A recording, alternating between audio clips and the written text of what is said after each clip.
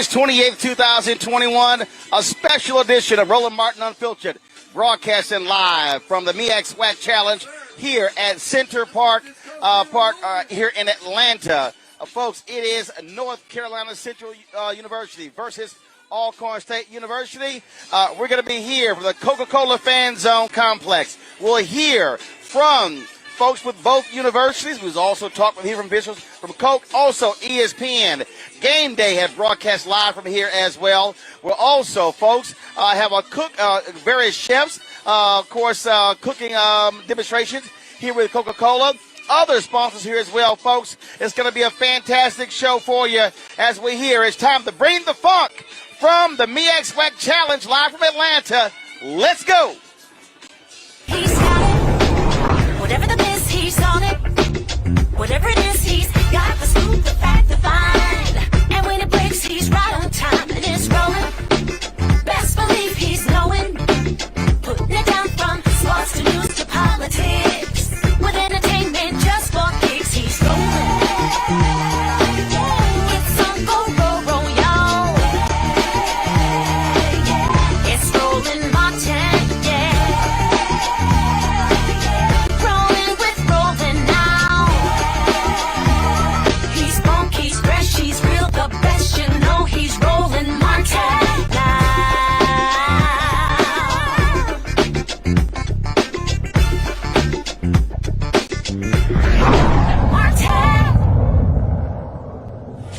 All right, folks, we are live here in Atlanta at the MEAC-SWAC Challenge. Did not take place last year due to COVID, but they are back in business. This year it is North Carolina Central versus Alcorn State. What you're seeing here is the Coca-Cola Fan Zone.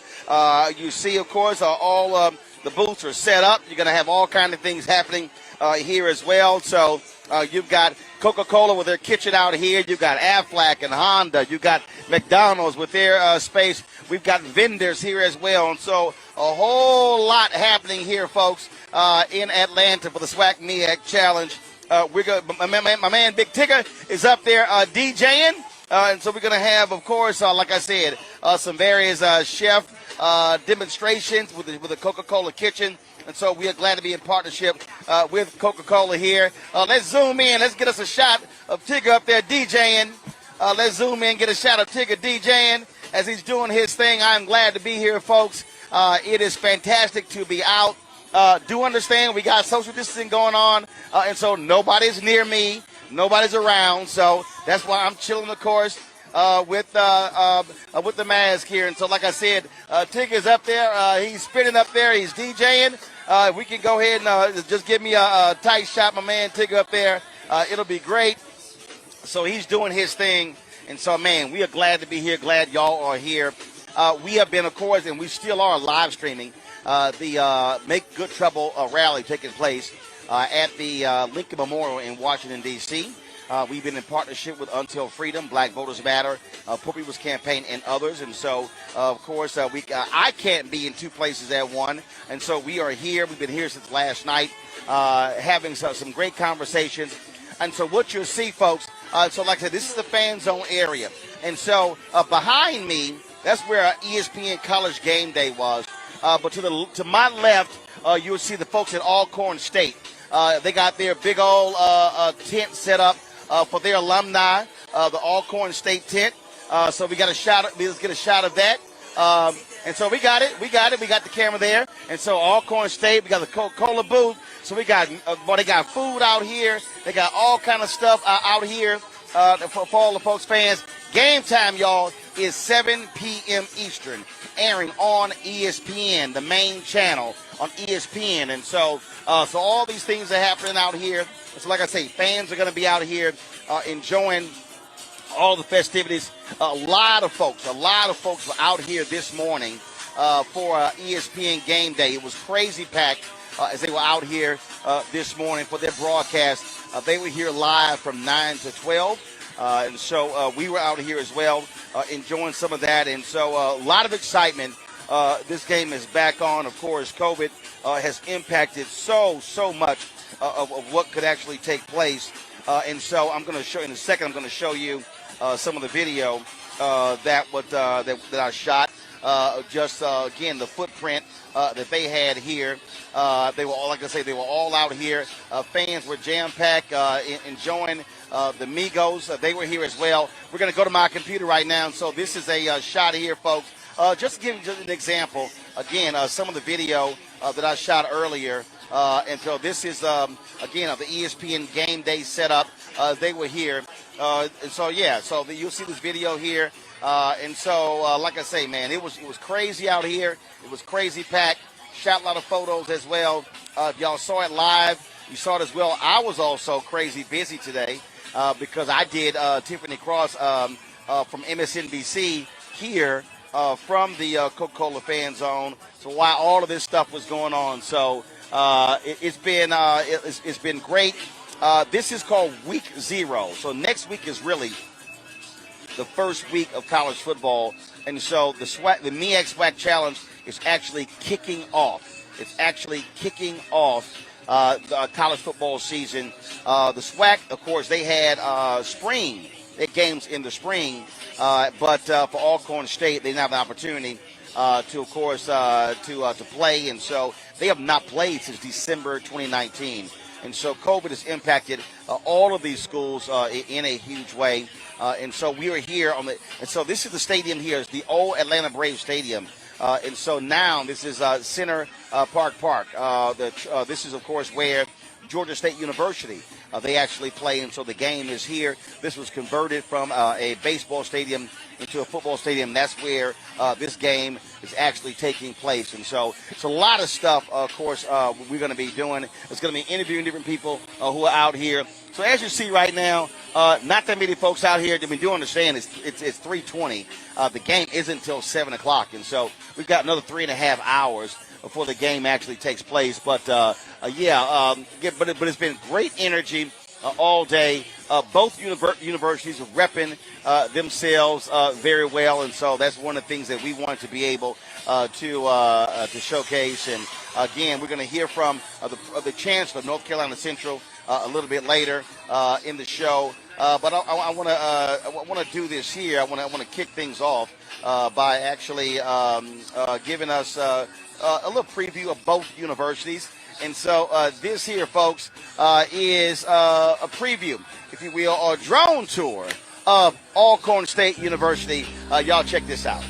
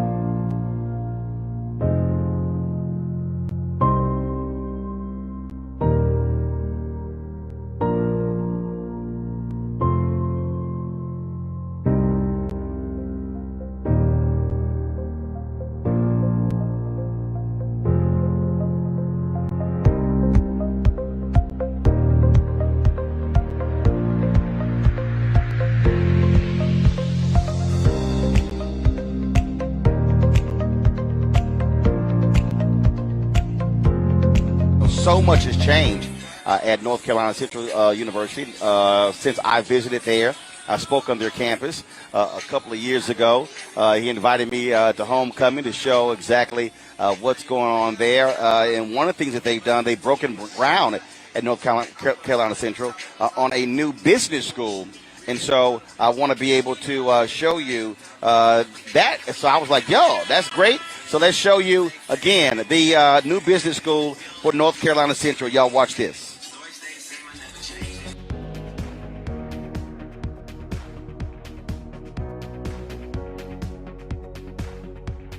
Today is really a very special day in the life of our institution. It marks an important milestone in the education of our students. We break ground for a new School of Business, a state-of-the-art that we believe will provide the very powerful learning experience for our students.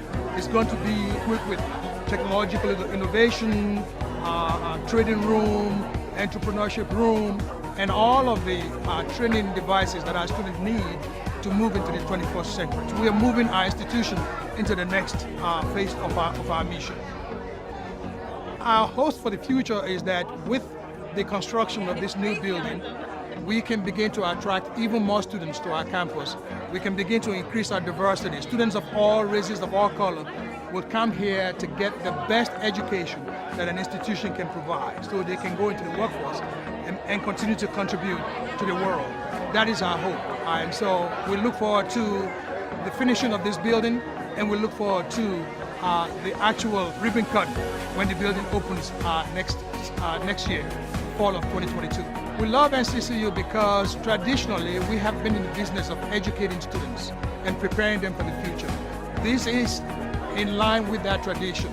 We continue to look for ways by which we can improve what we do through the hiring of very strong faculty, through the expansion of our facilities, and through the expansion of recruiting the best students to our campus. So we continue in that tradition that our founder laid down when the university was founded. We are excited to look into the future as we break ground on a new School of Business building. This 76,000 square foot structure will house resources to advance our programs to offer a space for innovation and physically resemble the 21st century business design model that our students will soon enter into. Located on the corner of Alston and Lawson Street, the building will be an impressive gateway to North Carolina Central University's campus.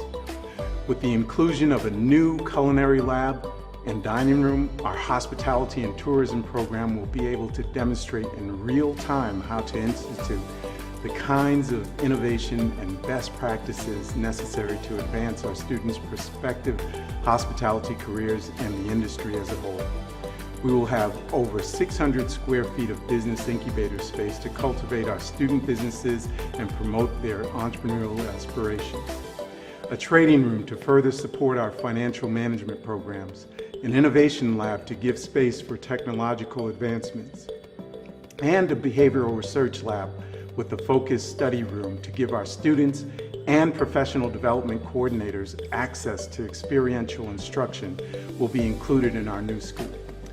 With executive conference rooms, we will have state-of-the-art facilities to host distinguished guests, board of visitors, corporate partners, and academic colleagues. Last but certainly not least, we will have a 200-seat auditorium available to host lectures, workshops, classes, and special series events.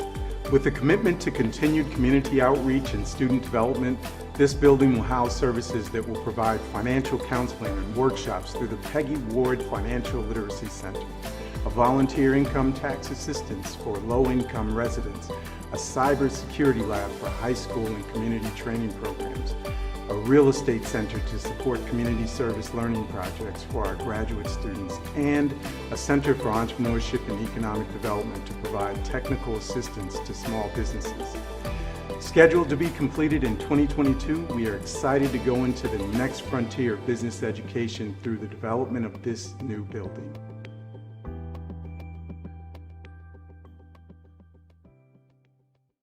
All right, folks, that is the new business school at North Carolina Central University. And so some great things are happening there, and I certainly appreciate being able to visit that campus. It's a phenomenal campus, a great student body. Really enjoyed my time there. Also, I enjoyed when I spoke at Alcorn State University as well, and so that's what's going on. So, all right, folks, so we're going to tell you, so what's happening back here, you got back here, they have the Coca-Cola kitchen. And so what's going to be going on here, let's get a shot of the kitchen here. And so they've got a couple of chefs who are going to be doing some cooking demonstrations. And so, as you see, they'll be back here. Chef Kwame, we had him on our Salute to Leah Chase. He's going to be here, and so we look forward to that. And so, man, it's going to be great to actually taste some of his food. And so they're supposed to let me know what time that's going to be. Like I say, you see fans who are walking all up and down the street here. And so folks are going all the way down. And so they are here. And so out celebrating, checking everything out. So that's what's going on. And so that's big. Just look at you. You're riding around in the cart. Riding around in the cart. So let's do this here, y'all. Give me a second. I know. Hold on. Hold that for me. Underneath here. I know. I'm about to sit here. So, all right, here. So we got my man, Big John here. So John's with ESPN. So are you like the sheriff? I mean, you got the cart going on here. You like the sheriff around here? Law and order, baby. Law and order. Listen, and the order is that people have fun. The law is you're arrested if you don't. So, yeah, I'm the sheriff today. So you got your own golf cart, so you're trying to make everything straight. Now, first of all, we had game day going on earlier. All this was packed. So what else you doing? Because that was just the morning. Well, you know, we're getting ready now. As you can see, we got a lot happening out here today with the fan experience.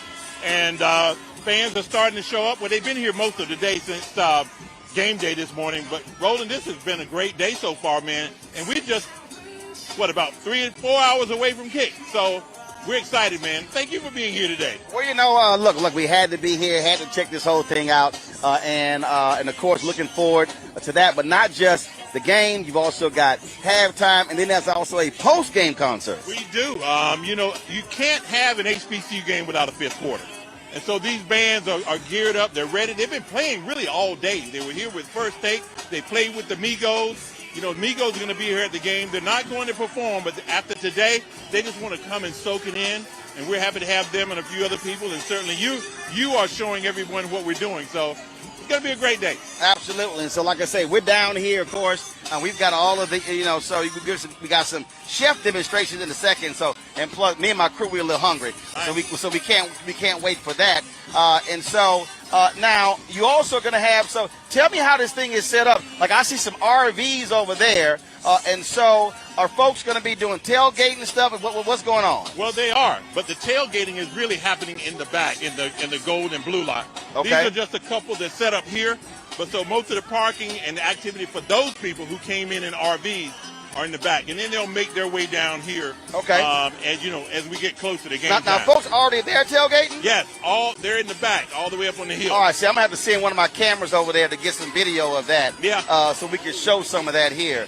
So let me ask you, what do you think so far? You've been covering us a couple of days. Well, it's great. I mean, first of all, we're still obviously operating in the COVID world. Right. And so a lot of folks, being safe. Like I've been teaching people how to take COVID selfies. Right. You know, and so matter of fact, I'm gonna show y'all.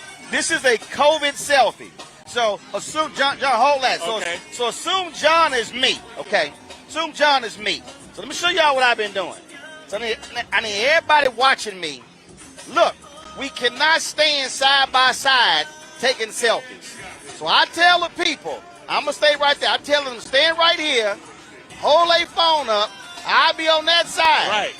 So that way they talking over here. I'm like, all the side by side, they want to hug. I'm like, we can't do that. Right. So one woman, she thought I was trying to see her butt. I was like, turn around. She was like, I said, you ain't doing this right.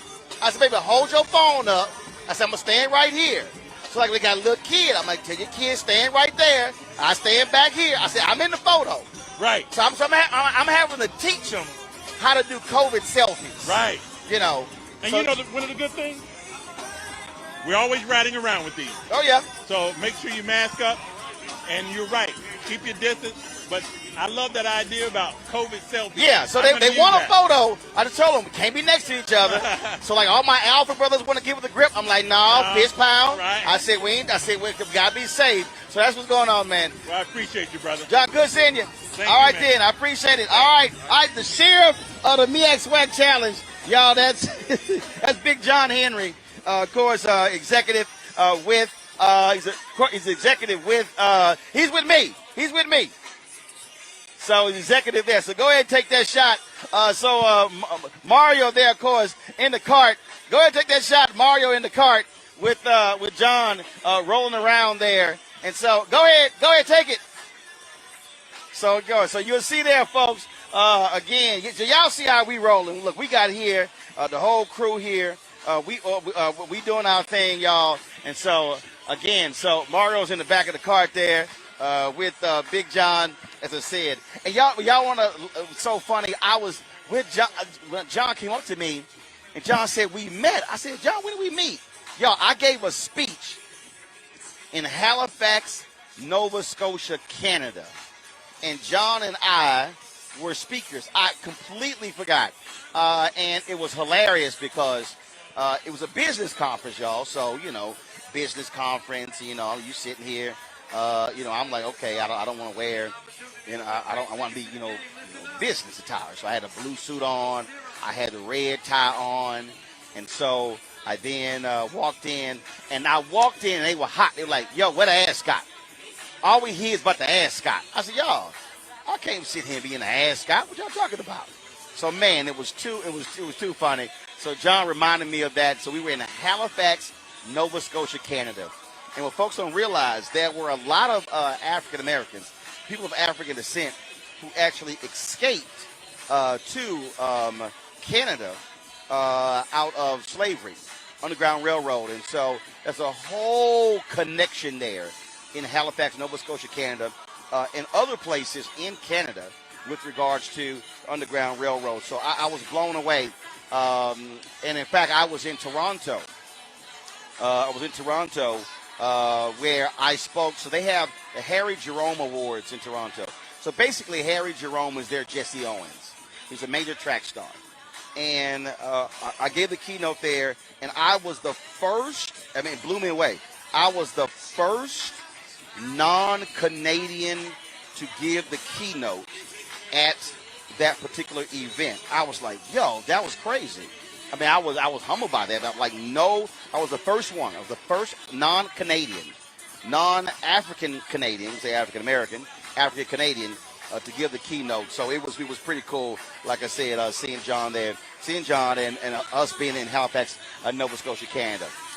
Folks, as he said, this is HBCU football. It is college football. John is with ESPN. ESPN really wanted to really give this game a big oomph. In fact, the MEAC-SWAC, they have the Celebration Bowl that's going to be taking place here in Atlanta in December. And of course, that's significant as well. We're gonna hear from the commissioners of the MEAC and the SWAC a little bit later in our broadcast. And I had a chance to sit down and talk with them last night. Last night, they had HBCU night at the Atlanta Braves baseball game. They had a reception for them there. We were there. Our cameras were there. Of course, we were being able to record those interviews. And it was great to talk with them about this game, about what this means for the conferences. And so that's what we were doing. And so we're gonna carry that for you, have that for you real soon. And so I'm looking forward to that.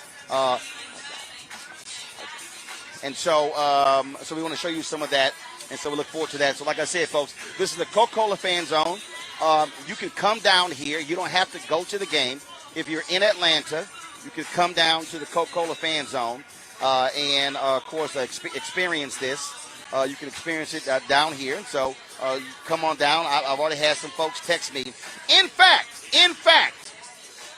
I got something for y'all. I have not put this on social media. I'm going to go ahead and say it right now. I have 4 prime tickets. 4 prime tickets to the MEAC-SWAC Challenge. If you want to see, if you would like to see this game, if in person, if you are in Atlanta, and it's 3:41, so if you're in Birmingham, you could actually drive up here in time to catch the game. So if you want to watch the game, I've got 4 tickets. Now, if you can't do it yourself, that's cool. If it's just 2 of y'all, 2 and 2. So what I want y'all to do right now, I'm trying to figure out. If you want to be here, if you want to go to the game, I got 4 prime seats from our friends at Coca-Cola. In fact, let me take it out of my pocket. I'm going to show y'all. Y'all think I'm lying. I'm going to hook y'all up. See, ain't no other black-owned media here except Roland Martin Unfiltered. We showing y'all how we doing it. So this is simple. These are the bands right here. These are the wristbands. These are the wristbands right here. These are the wristbands. What happens? You come here, the wristbands, they will hand you the ticket.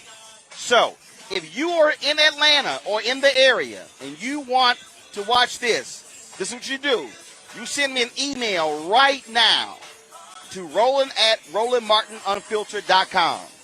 And what you'll do is you're going to come right to our tent right here. Let's do this just so y'all know. Let's get a shot. Hey, Mario. Let's get Mario. I want a shot of our tent. I want to show y'all how we're set up because we ain't playing around here, y'all. And so, y'all see our location. Y'all see our location here. Y'all see we literally are right in front of the Coca-Cola booth. This is our setup here. Where you see our 2 tents. We're not hard to find. This is our whole setup, our whole crew out here. Y'all see how we do it. And so if you want to come to the game, if you're watching right now, I'm not putting this on social media. I'm not putting this on social media. I'm going to absolutely only give this ticket to folks who are watching us right now. If you're watching right now from Atlanta and you want to come to the game, send me an email, Roland at RolandMartinUnfiltered.com. Roland at RolandMartinUnfiltered.com. If you want to claim 2 tickets, if you want to claim all 4 tickets, that's what you do. Send me that. Okay, so send me that. All right. So send me an email if you want to come to the game. Game time is 7 p.m. 7 p.m. If you want to come to the game, I can do 2 and 2, or I can do 4. And so whoever sends me an email first, you claim them. And what you'll do, you'll come down here to this location. You're going to come here, and you're going to come directly to see me. And I will hand you the tickets. And so y'all come on out. And so in the next 30 minutes, what I'm going to do is I'm going to check my email. Let me see right now. See if anybody has sent me an email. Let me check right now. Roland at RolandMartinUnfiltered.com. Let's see. All right, I have not gotten an email yet. And so what I'm going to do is I am going to hold this until for an hour. It's 3:45. So in an hour, if no one watching claims these, then what I'm going to do is I'm going to put it on social media. So I got 4 tickets for folks, and so just want to let y'all guys know. That's what we got going on here. And so, I'm a full-service host. I'm a full-service host here, and so that's what's happening. And so, again, y'all, we got, like I say, we got the tickets going on. We got a food demonstration going on. So we're waiting for that to happen. And so it's supposed to be happening soon. Hey, find out about the food demonstration. What's up? So we're waiting on that. What time that's going to be. We're looking forward to, man, to showing y'all some of that. That's going to be pretty cool. And so, like I said, we're down here at the Coca-Cola fan zone at the MEAC-SWAC Challenge. Man, they got free food. They got free drink. I see a whole bunch of hats and shirts over there. Folks are handing out. They've got the new Zero Sugar photo booth just to my left. So, man, there's all kind of stuff happening down here. And then, of course, you got McDonald's and Aflac. You got Honda. You got Cricket Wireless. They are the main sponsor of the game here. And so you got all that going. You got all the folks representing Alcorn State. You know, that's the alma mater. The late, great quarterback Steve McNair. So you're going to see folks wearing the number 9 jersey of Steve McNair as well. And so all of that, y'all, is going on here, right here in Atlanta. And so, man, folks are excited about the game. They are excited about this experience. And so we certainly are looking forward to that. And just glad to be here with folks with Coca-Cola, with ESPN, everybody who's here. We're going to be broadcasting until 6:30, and then we're going to break down, go inside, and then set up, because we're going to also be live streaming. We're going to be live streaming halftime as well. Now, y'all know these networks, they don't necessarily show a little bit of the halftime. No. They've given us permission to go in, and we're going to live stream halftime. See, this is why I need y'all to understand. This is why I need y'all to understand what's going on. I need y'all to understand that we ain't playing around here in terms of how we're doing, what our setup is. So you see our setup, and so, man, look, we got it going on. We got our crews here, and so we appreciate them allowing us to do what we do. And so, man, just so glad to be here and to provide an opportunity to be able to bring all of this to you. Absolutely. So, man, it's a blast. I've been having a good time seeing folks, and like I say, man, we've been like letting folks know, how we do, practicing social distancing and all that stuff. But we've been doing all of that. But it's been good to see people, to see them out, to see them excited. And again, you also have you got COVID testing going on, and so it's all kind of different stuff that's happening down here in the Coca-Cola fan zone here at the MEAC-SWAC Challenge. We had an opportunity to enjoy the game, and I had a chance to talk with a number of people. So they had a reception last night for the conference, and so there were folks who were there. And Beth Marshall, she is Vice President of Communications for the Atlanta Braves. Got a chance to talk to her about some of the things that they're doing with HBCUs. And so here's my conversation with Beth with the Atlanta Braves. So Beth, this actually was perfect, because so the Braves do an annual HBCU night at the park. So y'all decided to put them together since the MEAC-SWAC Challenge happened. It was perfect timing, and this is our 3rd annual. We started in 2008, but we didn't have one last year. So we are happy to have you guys here as part of this year's HBCU night. So what all entails the HBCU night? I mean, are you communicating with the various chapters of schools in the area? And so what does it all entail? Yeah, being the team of the South, we cover our fan bases over 7 states, so that covers a lot of HBCU schools. So we contact all the schools, let them know what we're having. We just put a special ticket package together, and $3 from each ticket package goes towards the Atlanta HBCU alumni. Oh, cool. Which is great. And then we also sell co-branded HBCU Braves gear in the retail store. Now, I'm quite sure your HBCU grads who work for the club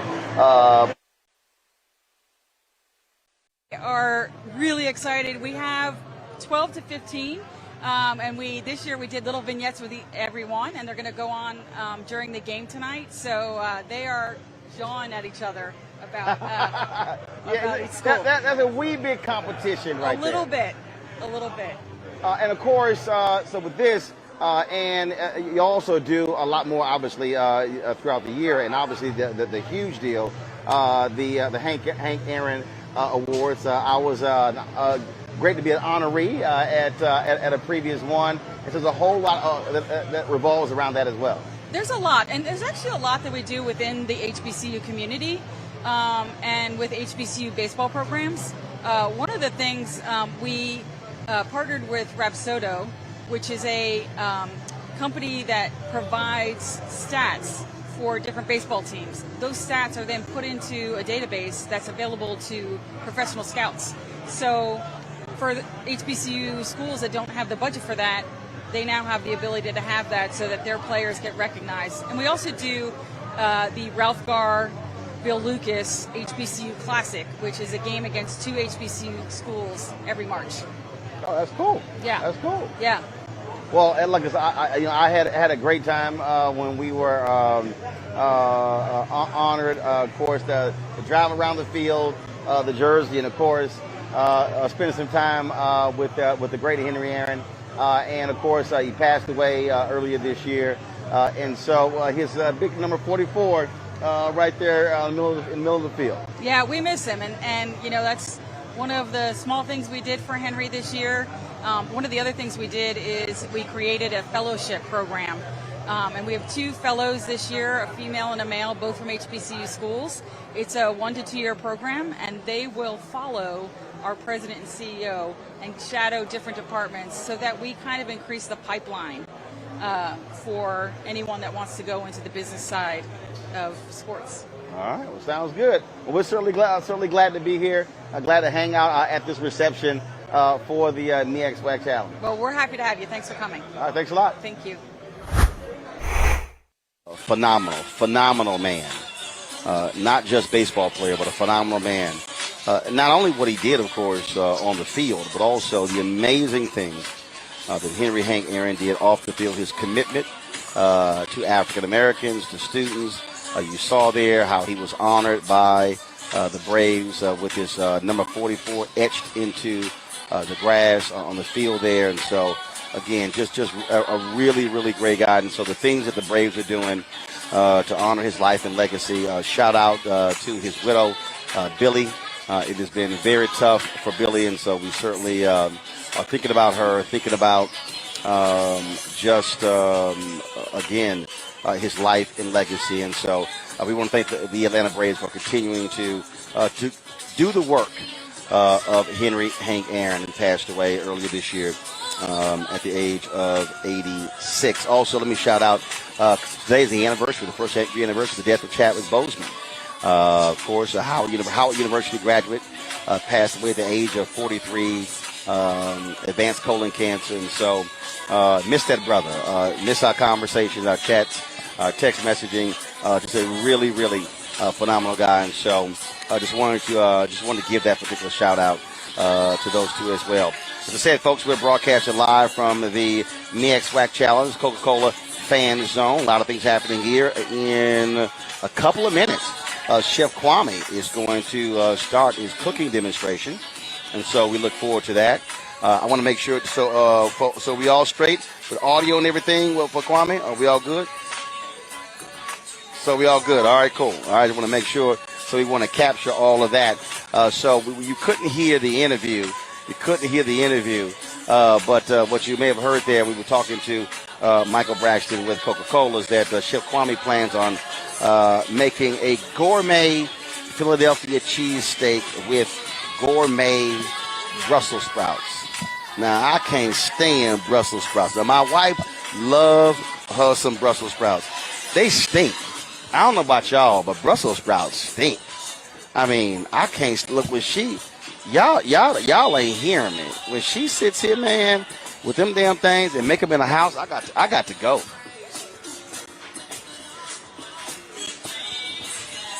I literally got to leave the house because I'm like, them Brussels sprouts funky. I can't deal with them Brussels sprouts. So, I can't deal with it. That's just, the smell is too much for me. I can't do it. But look, that's her. But I can't do it. I can't do it. That's me. So I can't wait for to see the what Kwame is going to do, and what he's going to share with the folks out here. And so I'm just checking to make sure. Is he ready? Look like he ready. So is he ready? Is Kwame ready? All right, y'all let me know if Kwame ready. If he ready to cook. Is he ready? So all right, y'all come on. We wait to see what the brother do. Yeah, so y'all saw. So Kwame, y'all was on Top Chef. Y'all might remember when we had him on Roland Unfiltered for our Leah Chase special. And so, is he cooking? So I'm trying to find out. He over there talking. Oh, is he cooking? Yeah. So we waiting. Everybody trying to see what he's gonna do. Trying to wait to see what he's gonna do. So we waiting to see right now what we gonna do, Kwame. We ready to do this thing. Is he gonna cook? We'll find out. Hey, Anthony, find out if Kwame's gonna cook, because we ready to show it. So that's what we're about to find out. All right, y'all. So we're here, Coca-Cola Fan Zone, MEAC-SWAC Challenge. All right. So let me check. So I got some emails of people who want tickets to the game. I got Chanel Thomas. She said, I need them tickets. Chanel, the problem is you didn't specify. Ruben Tiller explained that he had 2 tickets. And then let's see here. Antonio Pullen. Antonio, you didn't tell me, Antonio, how many tickets, bro. Y'all got to specify now. So I've got 3 requests for tickets. 3 requests for tickets. All right. So, Ruben Tiller, you did right. You requested them. So, Ruben, I'm giving you 2 tickets. So we're doing that right now. Ruben, you got 2 tickets. So Ruben, so I got 2 more. Tickets. So Chanel, you need to tell me how many. I told y'all gotta ask how many. And so let me send her an email. So how many? Here we go. All right, here we go. All right then. So Chef Kwame joins us right now. Okay, so they told me he was going to be doing a cooking demonstration at 4. I'm waiting for him to cook. We ready to shoot it. What up, man? What's going on, brother? Oh, good. You here? So have you already cooked, or are you I've going been to cooking cook? up a storm. Okay, see, You've been busy over here. No, I specifically said, yo, what time is the cooking demonstration? He said we can do it at 4 o'clock. Whenever you're hungry, Roland, you know I'm cooking for you. No, so I was gonna roll. That's all you gotta say. I wanted to roll the cameras. I want to show you. We can do it again. Okay, let's do that. All right, so they said to me, Michael said you made gourmet Philly cheesesteak, Dry aged beef, smoked provolone cheese. The bread is toasted in dry aged beef fat. Okay. I'll do it without the cheese. Okay. I ain't a cheese fan. We can make it happen. I'm not a cheese fan. Then he said something about some Brussels sprouts. Brussels sprouts with spiced honey. No, you don't like Brussels sprouts? My wife loves Brussels sprouts. They are funky. They stink. Oh no, these don't stink. Bruh. These smell like heaven. When I These say Brussels sprouts are heavenly. These Brussels sprouts come from the hands of God. Chef Kwame. These Brussels sprouts will change your life. Brother, when she make Brussels sprouts, when I walk into the door, the smell of Brussels sprouts hit me at the door, and I say, oh, hell no. Hit you with a 2-piece, huh? I'm like, I'm going back outside. Well, these are going to change your life. So Brussels sprouts with honey. Those spiced honey, my mother's house spice. It's like a Creole spice blend. Okay. Some pickled shallots. It's got it going on. All right then. So I was in LA. I was in LA the other day. We were having a conversation, and we were talking about family get together and just the importance of food when we are all all together. Because I was talking about, we had get-togethers at my house, and I tell people all the time, that's our thing. If you ain't got food, it ain't no get-together. No, absolutely not. I mean, if you think about it, you can't have any kind of group gathering without food. A wedding, a party, a funeral, anything, you have to have food. You have to break bread. And it's a way for people to really connect is over a plate of food. And I'm glad I can do that. I can bring people together. Well, and also, it's also great because, to me, from a skill set, it sort of separates the weak and the strong. Because everybody can't be in the kitchen. Everybody shouldn't be in the kitchen.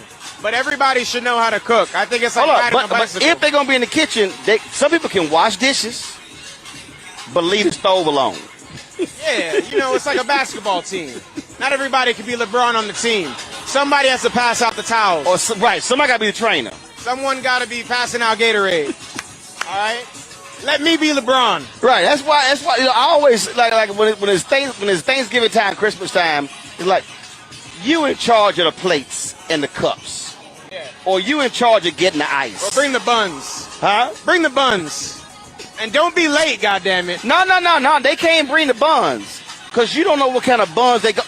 Buns to pick. They're serious buns. See. Some people you cannot trust. Yeah. With food. So tell me about. I know you make a mean barbecue spaghetti. I call it my Texas spaghetti.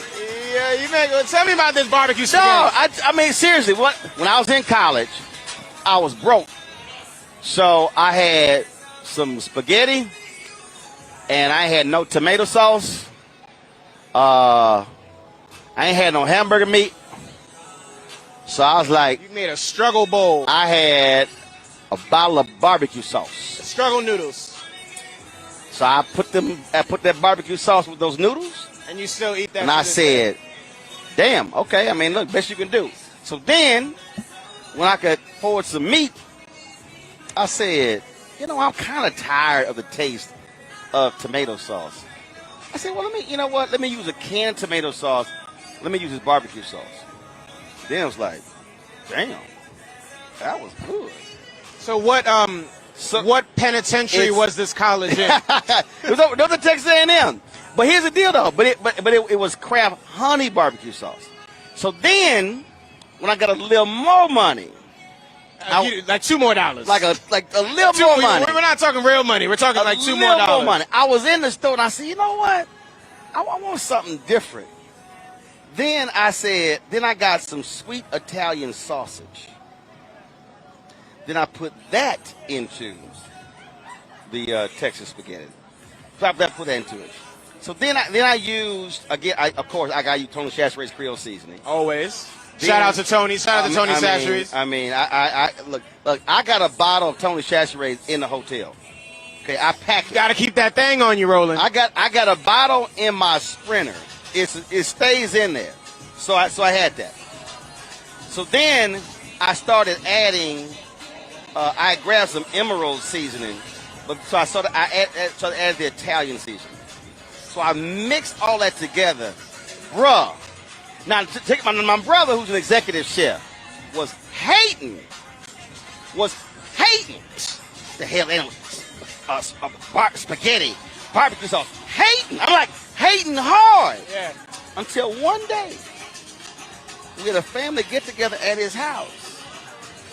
And Kwame, he was making spaghetti. And I walked into the kitchen and I spied a bottle of barbecue sauce. Oh, no. On the counter. I said, oh, no. I said, no, hold up. I said, wait a minute, executive chef. Yeah. You've been talking all this trash, dogging my spaghetti. I see some barbecue sauce. He gonna start. That was like that. I got busted last. So we saw the light. You showed him the light. So when my family get together, that's what I make. In fact, one time I actually live streamed it. If y'all go to my YouTube channel right now, you will see the entire process and how we made it. Bruh, my nieces requested, when you gonna make some Texas spaghetti? Well, I'll be waiting for my bowl of Texas spaghetti. We're joining you back to the studio at the Texas Penitentiary. Wait a minute. Did I make some for the Leah Chase thing? I don't think I tried it. I thought I tried to see. I did make some. Yeah, you were like, I was like, I don't know about this, I'm trying man. to tell you. I done had a lot of things in my life. I'm trying to tell you. But now I want some. Kwame, I'm trying to tell you. Now you told me the story, now I want some. I'm trying to tell you. You're going to be like, damn, that was... I'm going to twirl it on the fork. You're going to be like, I got other people who was like, Roland, I ain't doing it, who would send me emails like, I made some of that Texas spaghetti and Dog, you wasn't You lying. sure they weren't trying to make you feel good? No, they were like, they sent me pictures. All right, I believe you. They weren't lying. So, you know, I mean, I don't have much time to get in the kitchen. But again, I haven't made it in a while because I've lost 20 pounds since last year.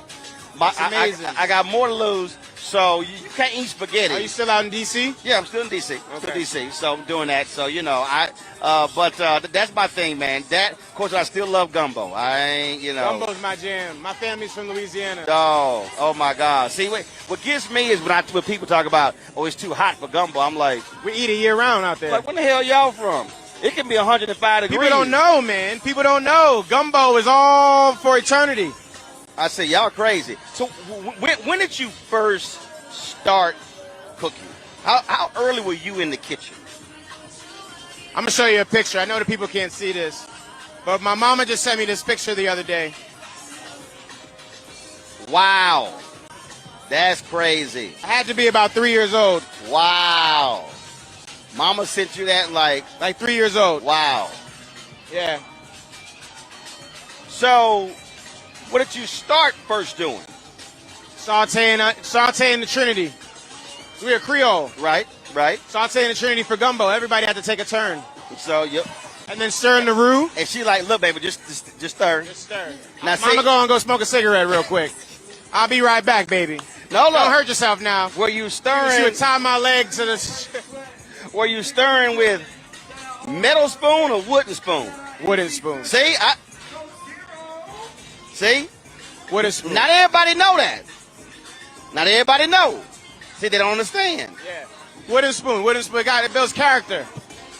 No, no. And it's a spoon that you would get beat with. Boom! I knew it. So I was trying to break that thing at all times. I knew you were going there. My mama whooped more ass with spoon. I'd be like, yo, seriously? Yeah. Daddy used the belt. Mama used the wooden spoon. Mama used whatever's in reach.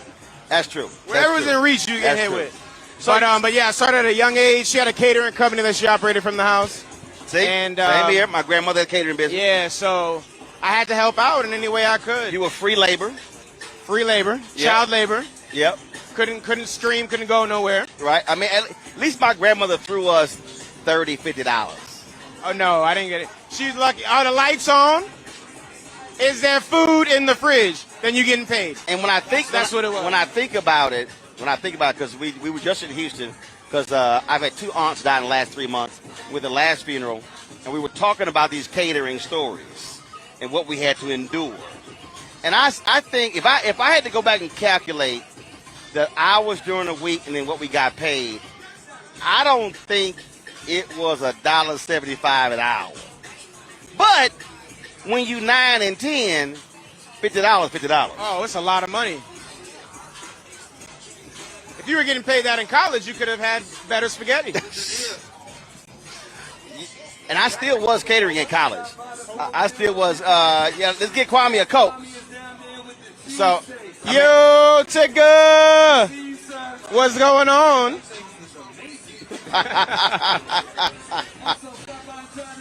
So man, so you grow up. So when was it where you said, you know what, I'm about to make this my thing? I was about 20 years old. I was working in restaurants, and I was tired of working for other people. I wanted to cook my own food.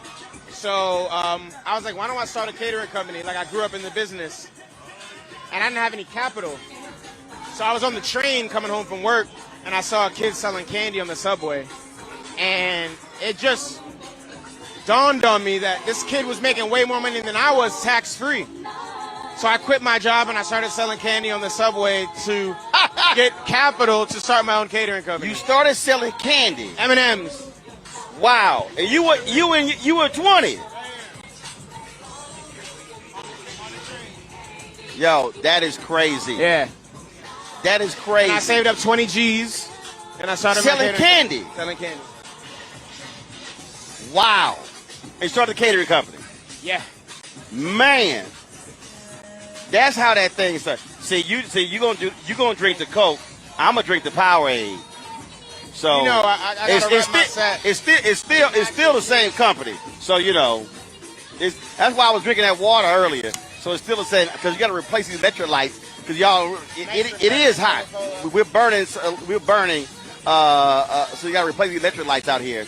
And so you started the catering company, and then it just took off from there. So what did you do? Started the catering company, went to culinary school, put myself through culinary school from the catering company, and then I started working in fine dining at some of the best restaurants in the world. Okay, let's talk about the culinary school part, because there's some people who have this very strong belief that the culinary industry has been defined by white cooking standards. Is what defined? Has been defined by white cooking standards. Can I wear this? I mean, no, you don't need it. I can't hear you well. Okay, so when I was talking to Leah, when I interviewed Leah Chase, she said the stuff that she said jambalaya and other items. She said that was frowned upon by all of the French restaurants in New Orleans. She said now you can't go to none of them without finding gumbo, jambalaya. She says all the stuff that we ate. And so I've heard this conversation among black chefs, this idea of, again, what's culinary excellence from a white Eurocentric point of view. Just your thoughts on that. So, I mean, that's a loaded question, but, you know, the culinary schools are based on French technique. So that's where that comes from. Got it. Now, who decides what's refined and what's not? That's their business. I cook for my people. I eat the food that I want to eat, and that's it. I think it's refined and it's beautiful in the way that it is. We didn't get to that point of refinement without labor, without us making the tools, without us in the kitchen. So you can't talk about refined cuisine without talking about black culture. You can't talk about American cuisine without talking about West African food. So for me, I know the history of our stuff, so it's laughable if you're saying that our stuff is frowned upon when the stuff that we make fed you to fight in your wars and to come over here and take this land. It was from the food that we made. So if you don't respect our food, then you don't respect yourselves. Absolutely. But something the key that you said that I think is important. What you said is key. That's important. Is this here? That really, when you talk about sauce, can you ask them for the roasted garlic sauce? Really, when you talk about, hold on one second. Let me see if I can lower this. Really, when you talk about what's, quote, good food, customer decides that. Exactly. I mean, that's what I'm saying. I don't know who's arguing about this, but it's got nothing to do with me. Because I'm going to eat my cheesesteaks, I'm going to eat my gumbo, I'm going to eat my fufu and stew, and I'm going to eat my foie gras, and I'm going to eat my roasted squab. I am going to eat whatever I eat in the moment, and I think food is tied to an emotion anyway. Oh, absolutely. And I just think that, again, what I tell folks is just like anything else. Somebody may say, "Oh my goodness, you're not doing this right," or just sit right here. You're not doing this right. No, look. If the customer happy, that's like if you got a family and there's 20 people and everybody when you done, everybody happy. That's it. That's in the conversation. Okay, so what is this? Yeah, get some of that. What is this? What are you putting on? So we have a roasted garlic aioli on microphone. We have a roasted garlic aioli, dry aged ribeye, smoked provolone cheese, pickled shallots, all on a bread flown in from Philadelphia. Okay. Amorosa roll. All right, so zoom in. So, like, it's a whole lot of action going on in here. I got some little color. What's that? It's a pickled shallots. Pickled shallots. All right. For some acidity. Okay. And it's all seasoned with berbere seasoning, so it's an Ethiopian spice blend. Okay. Go ahead, get in there. All right. So the meat again. Y'all zooming in? Thank you. The meat again. Go ahead. Dry aged beef. Dry aged ribeye. Dry aged ribeye. Smoked provolone cheese. Smoked provolone cheese. Got it. Roasted garlic aioli. Now, what's this sauce you put on? Roasted garlic aioli. Roasted garlic aioli. Because, it look like mayonnaise. It's roasted garlic mayonnaise. Black folks in mayonnaise. All right, so let me go ahead. Let me try this. Now, I am not a cheese fan, so I'm going to start this from the bottom. Let me see here.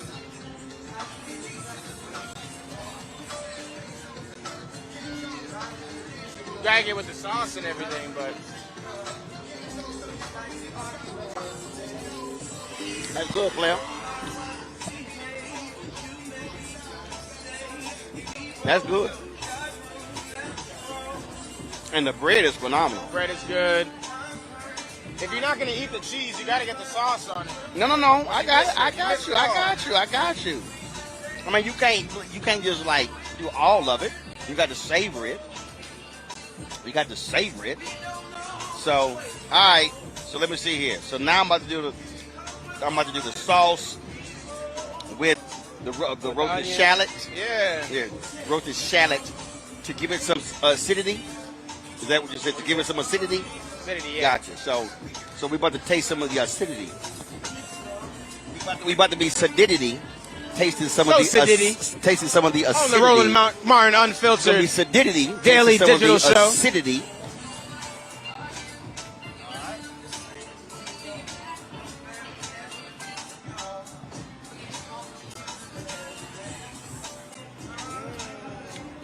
You can't taste the acidity. That's good, Doc. But I really like that bread. A lot of bread is hard. That's real good there. Glad you like it. That's real good there. I'm glad I like that. See, my brother's watching, and he knows how I am about sauces. I drive him crazy because I don't like sauces on it. I really like if it's just prepared without sauce. Really? Oh, you're a picky eater. I drive him crazy. Oh yeah, I am. So, a couple more questions for you. What are you doing now? You have a restaurant, or what are you doing? So I started a media company. I moved to LA, and I started creating television shows. You moved to LA? Yeah. Because you were in I was DC in area. DC, yeah. So what you moved to LA? So I moved to LA about 8 months ago. I started a media company. We've been developing shows. I've been hosting shows like Top Chef and Chopped. I have a movie coming out that's based on my life story. And I finished my 3rd book, so just staying busy. Wow. And then I just came off of doing an event called the Family Reunion in Middleburg, Virginia. It's a celebration of black and brown contributions to the food industry. Oh, wait a minute. You know what? That's salamander. Okay, y'all about to laugh. So, Angela Rye was there. Yeah. Angela hit me. I thought Angela said she was attending her boyfriend's family reunion. No, it was my family Dog, reunion. I don't live far from, I'm in Leesburg. So you come next one. I literally thought, I was like, oh, you here for a family reunion?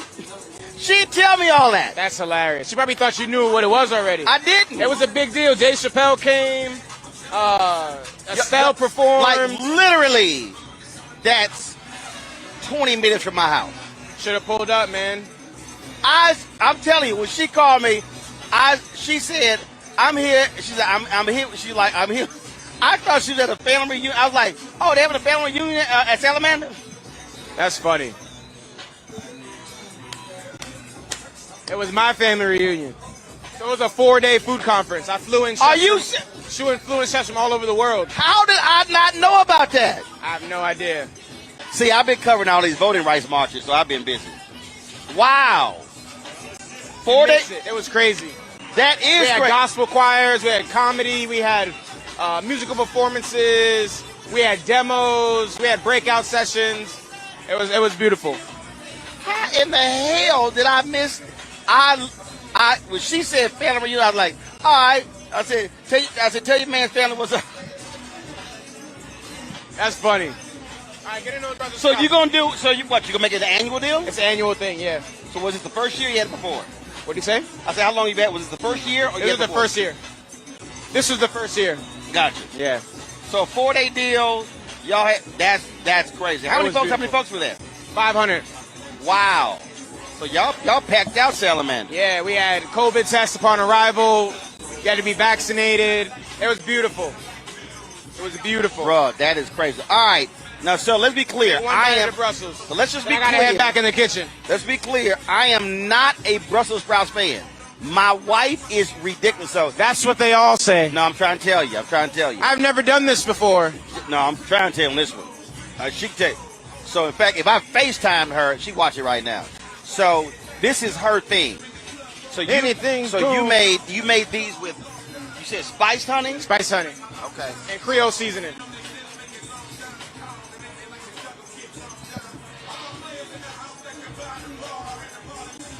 That's a good sauce. It's good. It's good. It's all right.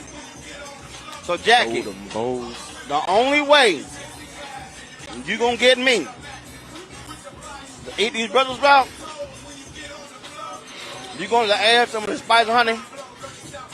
No. You just got to call Chef Kwame. That's all you got to do. Just call Okay. me up. Okay, I'll have her call you up. That's the only way. All right, Kwame, you got to go back and cook. We're going to have a camera over there. All right. Shooting it. Always good to see you, baby. Always good seeing you, brother. Keep handling your business, man. We'll see you around. All right. Y'all think I'm lying. I do not eat Brussels sprouts. But those are good. That spice honey gives it a little sweetness to it. That's powerful. That's powerful. All right. So, I want to play another interview. I had an opportunity last night to talk with Dennis Thomas. Dennis Thomas is the commissioner of the MEAC. He is the longest serving commissioner in the 50-year history of the MEAC. Okay? He has served for more than 20 years. He retires in December. And so we sat down, had a conversation last night at the Atlanta Braves Stadium. And so Dennis Thomas, again, great conversation. Said something to me where he blew me away about the Celebration Bowl. And I was kind of like, whoa, didn't know that.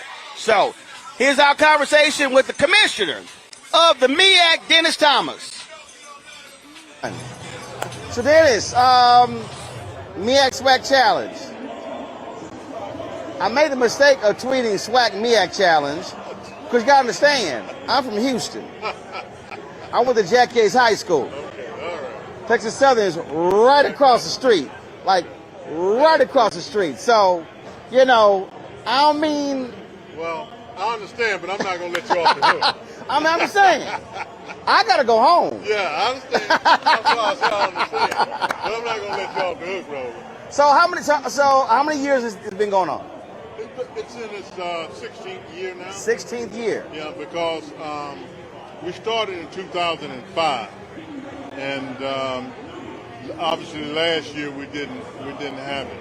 So this will actually be the 16th year. Got it. Of the MEAC-SWAC challenge. So is it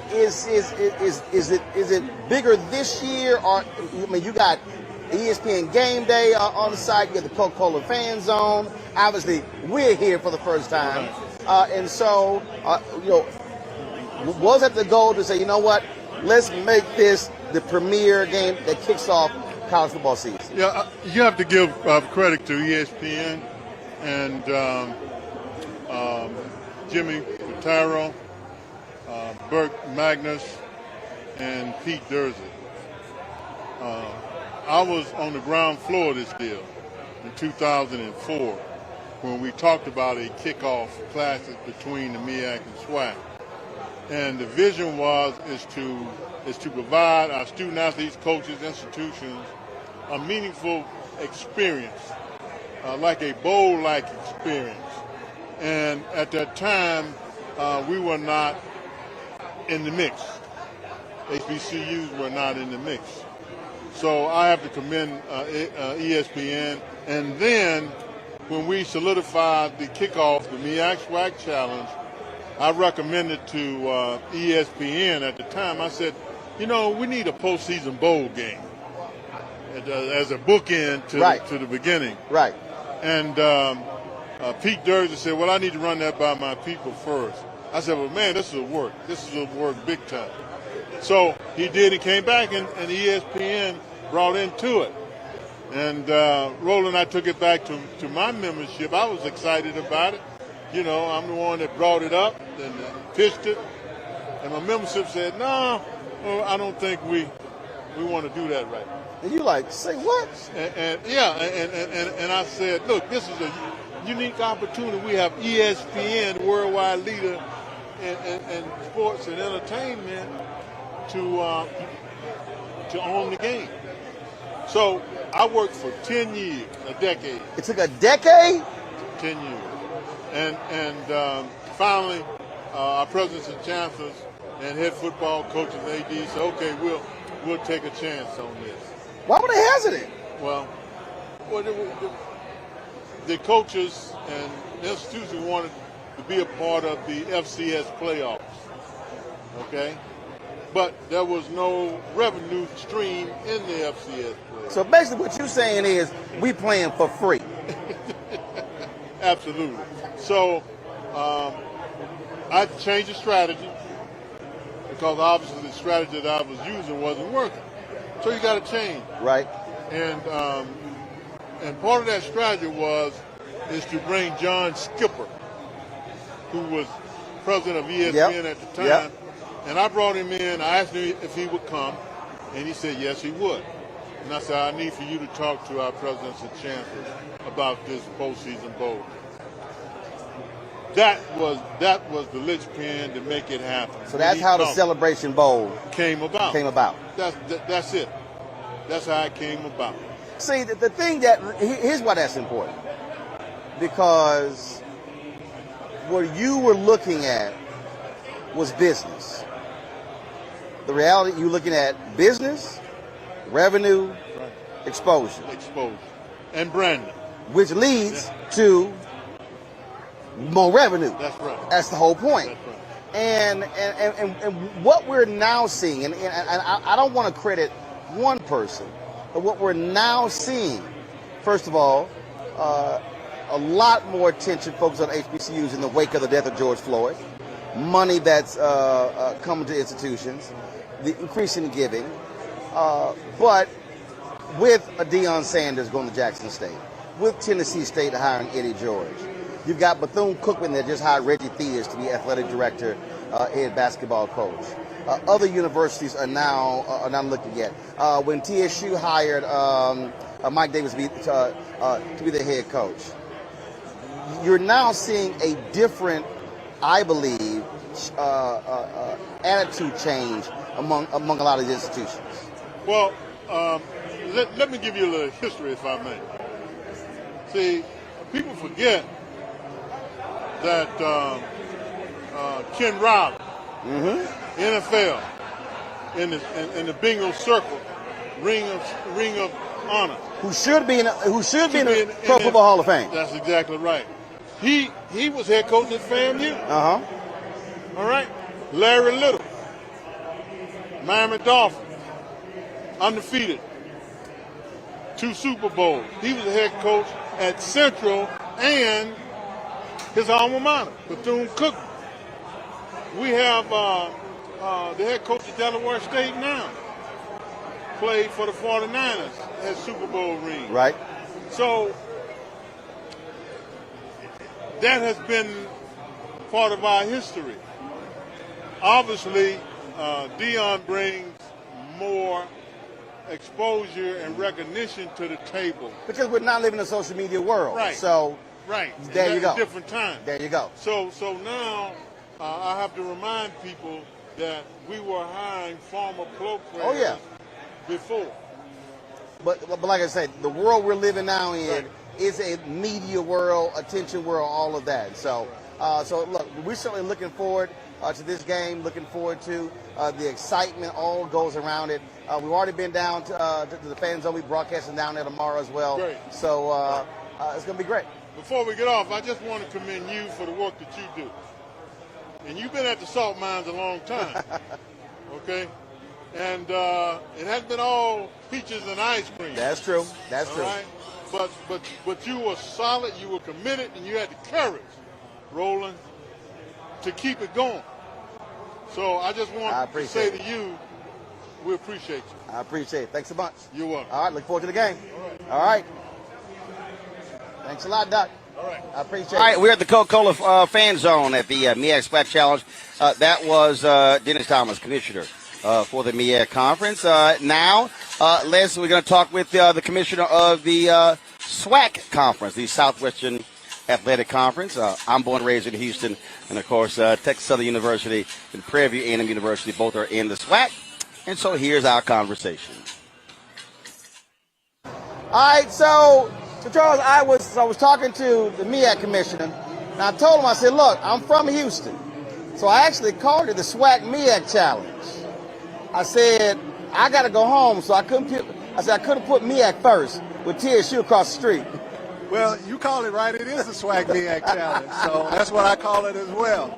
And being a native Houstonian such as you, Roland, there's no other way to go except SWAC versus MEAC. So talk about this game, what it means, and also having ESPN Game Day and all of the excitement around it. Well, this game is significant. So the two Division I HBCUs opening up the season week 0. So, you know, there was special NCAA legislation that was adopted in order for teams to play on week 0. So this is the reason why we wanted to play on week 0, national attention. There are very few games, so the America could see what HBCU, what SWAC, what MEAC is all about. So this is not only significant to get our brand out, but it is also significant that these two institutions are going to be highlighted on national TV with very little attention elsewhere in the college football land. I take it the alumni of both schools a little hyped about this. Yeah, they are, and actually Alcorn State did not get an opportunity to participate in spring football. You know, SWAC had spring ball. Alcorn State didn't participate. So coming off a SWAC championship in the last full season, not being able to participate in the spring, you know those Alcorn State Braves are ready for some football. I'm quite sure. And from a conference standpoint, how do you look to see what's happening now with this resurgence, if you will, of attention around HBCUs, increase in giving, and really folks now having a greater appreciation of historically black colleges and universities? Well, you know, Mr. George Floyd's daughter said something, you know, that's kind of resonated, and a lot of people don't really understand the significance of what she said. She said that my dad is going to change the world. And a lot of people focus on the social justice aspect, but I can tell you the overwhelming support from a corporate standpoint, the overwhelming support from ESPN, our sponsorships have increased significantly. The donor base for our member institutions have increased significantly. The opportunities for us to play on national TV has increased significantly. And for a large majority of the momentum came from the movement stemming from George Floyd's death. So his daughter was absolutely right. Her dad has changed the world in many ways, in many more ways, I should say, than what they originally thought. All right, then. Well, look, we certainly looking forward to it. Glad to be here. Our first time broadcasting here, and so that's going to be a great weekend here in Atlanta. Hey, thanks for having me on your show. Thanks a lot. All right, then. Certainly glad to chat with Commissioner McClellan about what they are doing here in the SWAC. And so, as I said, this is the MEAC-SWAC Challenge, or as he said it, the SWAC MEAC Challenge. And so certainly glad to see, again, opportunities they're providing for students attending historically black colleges and universities. And so we appreciate that. And so in a second, so a lot of y'all were telling me that when we played the video of Alcorn State, the drone tour of their campus, they could not hear. And so we're going to try to re-cue that up again so you can actually see that. In addition, we're going to play back again. Some of y'all missed it in the first hours. Some of y'all missed it. And so we're going to play that. So Alcorn State, I was perusing their YouTube page, and I came across the video, and I said, "Oh man, you know what? I want to show that." And so we want to show that. We're also going to hear from the Chancellor of North Carolina Central University. I'm going to hear from him as well, and show you some other videos from the campus. So it's some great stuff that we're working on, and so we're going to have that for you. Folks, so we're sitting right now. So hold up. So a couple of people, they did send me an email. They got the tickets. So when they come by and pick them up, we're going to put them on camera. And so y'all, so if I find out we got any more tickets, I'll put the word out. And so I gave away 4 tickets here in Atlanta to the MEAC-SWAC Challenge. The folks are going to come pick it up. So that's what we're going to do it. As I said, we're here in the Coca-Cola zone. All the folks are coming down here. All the folks are doing. And so we are, of course, here. Parking lots are filling up. It is almost a little more than 2 hours. A little more than 2 hours from game time. The kickoff to the college football season happening here in Atlanta. This is the Georgia State University campus. This is Center Park. This is Center Park Stadium. Center Park Stadium. That's where we are here. Campus of Georgia State University, where the game is taking place. Again, it's good to see all the folks here representing the 2 universities. But there are other HBCU folks who are here, and so they're all down here, got their stuff, you name it, they're all here. And so we're certainly glad to see them, glad to see everybody representing, doing their thing here. All right, so earlier today, we got a chance to catch up with Heisman Trophy winner Eddie George. Eddie, of course, played for the Houston Oilers, Tennessee Titans. Eddie retired, a lot of stuff in business. And he got an opportunity to become the head coach at Tennessee State. Let me give me some water. At Tennessee State University. And so Eddie was on ESPN Game Day. I sent a text to the president of Tennessee State, Dr. Glenda Glover, saying, yo, trying to get Eddie. So she texted Eddie, texted the athletic director. Eddie came on over and had an opportunity to sit down with us. And then he tried to talk a little Omega trash at the end. Here's my conversation, y'all, with the new head football coach at Tennessee State University, Eddie George. All right, Coach Eddie George. Yes, sir. Not the Heisman, not the Houston Oilers. I don't say Tennessee Titans. I'm H-Town, baby. Head coach, why? Why did you say, you know what, let's do this? Well, after not going into all the details and take you back to the beginning, we'll be here all day. After really doing a lot of soul searching, looking at the opportunity that was presented before me, wasn't searching for it, didn't think I would ever go into coaching. I had to really listen to say, okay, is this my next step, what God wants me to do? And it's a calling. Coaching is truly a calling because you are and you're responsible for the lives of 100 young men or so and the staff. And I took it on as a wonderful challenge. It's stretching me as a leader, stretches me as a husband. It stretches me to be the best person I can be every day. It keeps me accountable. So that's why. And the other reason is, when do we ever have an opportunity to be a head coach with no coaching experience at a prominent historic university, HBCU? That's once in a lifetime, if ever that comes around. So to not take that opportunity seriously and look at it, do my due diligence and my homework, I would be on my deathbed kicking myself like, dang, what could have happened if I had done this? Right. I tell folks all the time, regret is a mother. I mean, when you say, man, I wish I had done that. And it's about seizing the opportunity. That's right. And we're also now operating in a space where there is a lot more heightened interest in historically black colleges and universities. And people are now, they're getting out of the, let's just be clear, white validation. Look, Ohio State, Texas A&M, and then folks say, wait a minute, hold up. That's just as good. This is good. The product is just as good. I think the key now is it just can't be a spike or just overnight type of success. How do you make it sustainable? I think it's going to be an investment. It's going to have to be through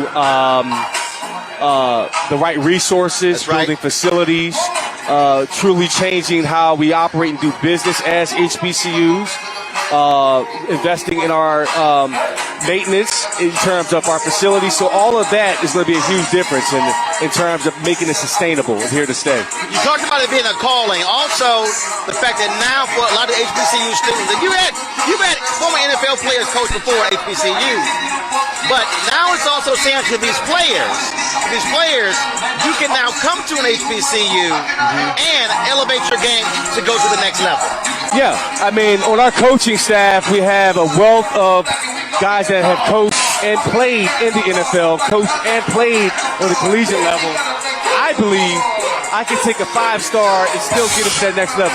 And I'm going to develop that 2 or 3-star and get them to that next level. By the things of how we operate both on and off the football field, how we practice, how we prepare, and how we move. So that's what I believe in. Well, I tell you what, I think because we're operating in a social media world with Dion at Jackson State, you at Tennessee State, Reggie Theus at Bethune-Cookman, I think it's also going to send a message to a lot of other guys. Hey, wait a minute. I'm trying to go back to my alma mater. I can actually have a greater impact by being able to align with HBCU. Yeah, I mean, given my experiences and things that I've done through building businesses and getting my master's in business, people that I've met throughout my career, I can now take those resources and help build out HBCUs and implement different strategies that I've been afforded to see be successful at other institutions, other businesses that I believe can be a culture changer for a lot of these other HBCUs. Well, look, I know you got a plane to catch. Yeah. Y'all got practice. You tell Dr. Glover, I did a commencement a couple of years ago. Yeah. And so I'm going to be a scholar in residence at Fisk. Oh, nice. This fall. Yes. So I might swing on by. You know what? I won't fault you for making some poor decisions in your life. I noticed that you're an alpha, right? Oh, well, hold up. Is that you didn't recognize that? You didn't see that? Yeah, that's a poor decision. It's about the purple and gold. What little youth group? Yeah. What little youth group you in? I'm the purple and gold. You know that. Well, y'all took one of our colors. Because we had it first. So always remember. We enhanced it. Always remember. I remember Alpha's your daddy. The Omega is the end. Yeah. And remember, Jesus was an Alpha. Okay. All right. My man. All right, baby. Good seeing you, bro. Good seeing you. All right, y'all. Great conversation there with Eddie George. I don't know why these Omegas keep trying to test this Alpha. Why? Why do y'all Omegas keep trying to test this Alpha? I don't know why they keep trying to test this Alpha. I don't understand. I don't understand why they keep trying to test this Alpha. They better leave me alone. I'm going to hurt their feelings every single time. All right, y'all. So for College Game Day, Migos performed. And so they were here. We had an opportunity to actually catch their performance. And so, hey, Anthony, get ready. Migos. I told you. All right, y'all. Our cameras were here. They performed for College Game Day. Y'all might have missed it. We didn't miss it. And so we're going to just show y'all again of one of the, so actually I think we shot a couple. But the first performance of Migos here at ESPN College Game Day for the MEAC-SWAC Challenge. So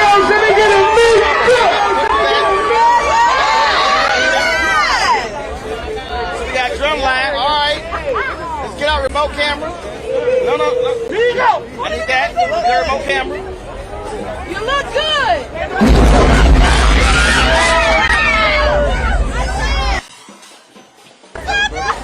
We got a little band in here.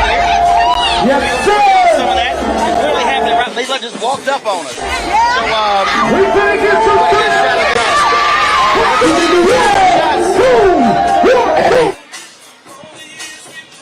all right, y'all. Here we go. All right. Let's show it now. Let's go. Down to the Braves. Alcorn State was happening. Let's get that. North Carolina Central was happening. Crane.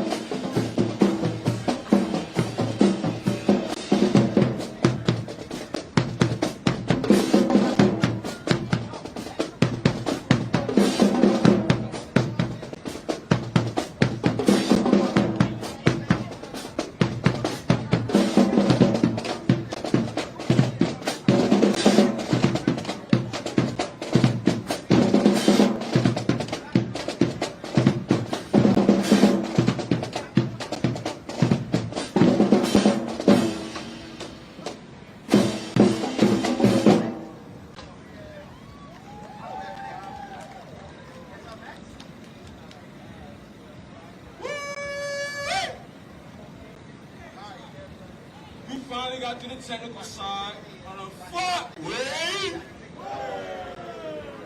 And now it's time to get groovy. Y'all ready to get groovy with us? I can't hear none of y'all. I said, are y'all ready to get groovy with the footway? Let's get groovy.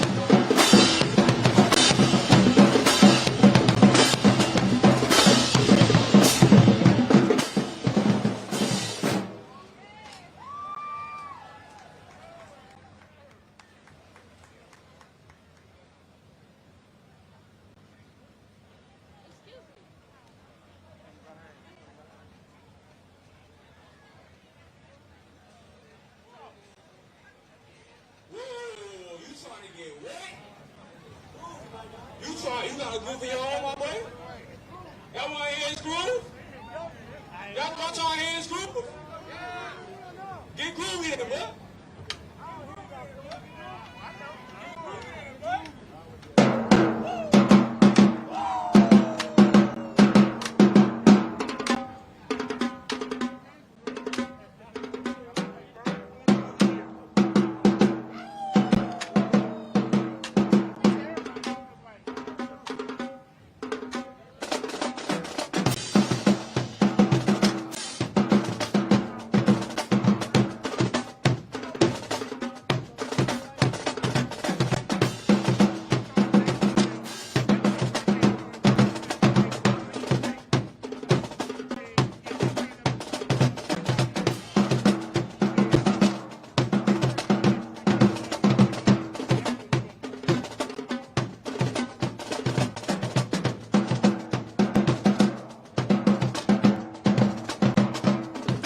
Welcome back to Coca-Cola Fan Zone, the MEAC-SWAC Challenge. We're back in action. So, again, we're here at Center Park Stadium, Georgia State University. This is their stadium. We're here, of course, and we, of course, been here all day.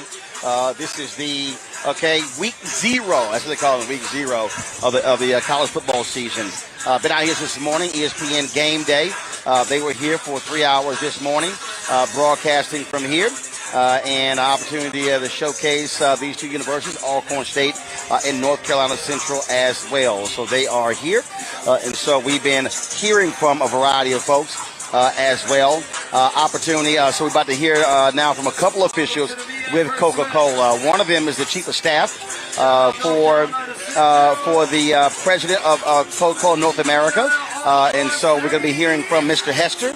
And so we're going to be hearing from him in just a second. But also talking to Henry Hendricks, who is the lead for the multicultural for Coca-Cola, here from them as well. We talked with both commissioners of the SWAC and the MEAC, as well as of course, the Vice President of Communications for Atlanta Braves, but also the President of North Carolina Central. So we got that one of the Chancellor, of North Carolina Central. So let's get that ready. North Carolina Central, the Chancellor. We had a great conversation. We talked about the wonderful things that are happening on the campus of North Carolina Central. Some great things that are going on there. And so here is that conversation with the Chancellor. Mr. President, how you doing? I am doing fine. So good to see you. Good seeing you. Had a great time when I was on your campus. Thank you. In fact, we still cherish that moment on our campus. I appreciate it. Thank you so much for coming to visit. So I'm going to tell you something happened today. So the bands were performing. Yes. It was a Central band, Alcorn State band, and I'm taking photos or whatever. Yes, sir. And so I'm walking through, and so one of the trombone players, "Hey, can't walk your line." I was like, "Bro, relax." I'm taking photos. I'm working. So they finished doing the song, and so one of the other band guys came over. He said, "Well, who are you?" I said, "Well, this is what I'm doing." He's like, "Well, our culture, you can't break the line." He's like, and these guys don't know who you are. I said, "But your president do." Absolutely. You should just mention my name. I said, "He's my buddy. That would take care of it." So the police chief Yes, sir. came over like, "Mr. Barton, I love your show." He's like, "We'll talk to him. We'll talk to him." I said, you didn't want to holler at them young bucks. Absolutely. I said, let them know who I am. I will let him know next time I see them. I said, whenever you see Mr. Roland Martin, he has my ticket to go everywhere. And so I had to tell him, I said, look, man, I've been promoting this for 2 weeks. I said, now we push this out to about 3 million people. I said, you want to be seen? And I tell him all the time, I cannot afford what is given us.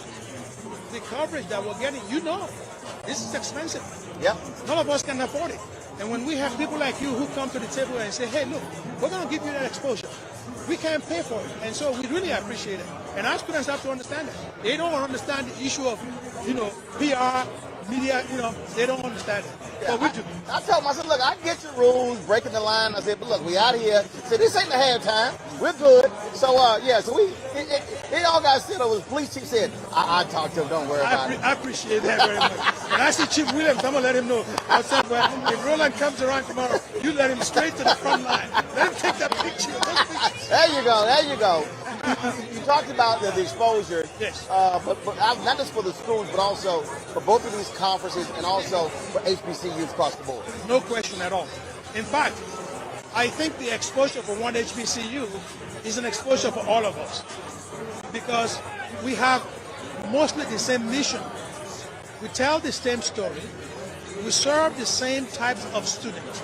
We have the same historical perspective. And we have the same struggle. So one HBCU is all HBCU. Now, do we have rivalry? Yes, of course we do. But it's a good rivalry. So when we tell a story of one, we tell a story of the others.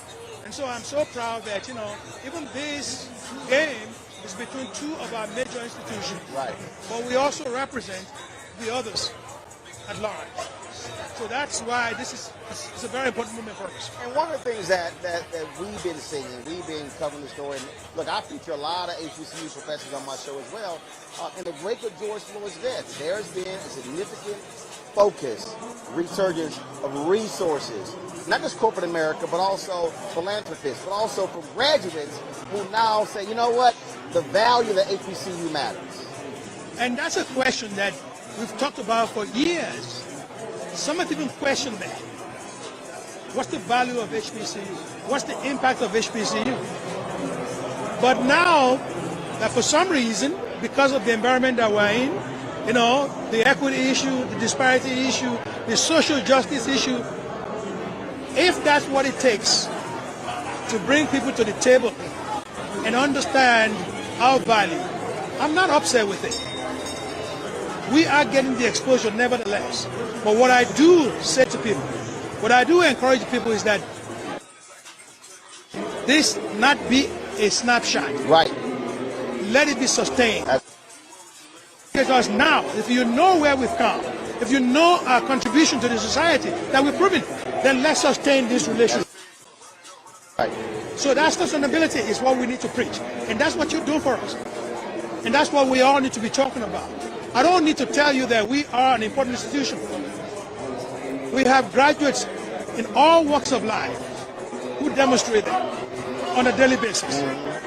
But how do we keep on being relevant? What are the resources that we need?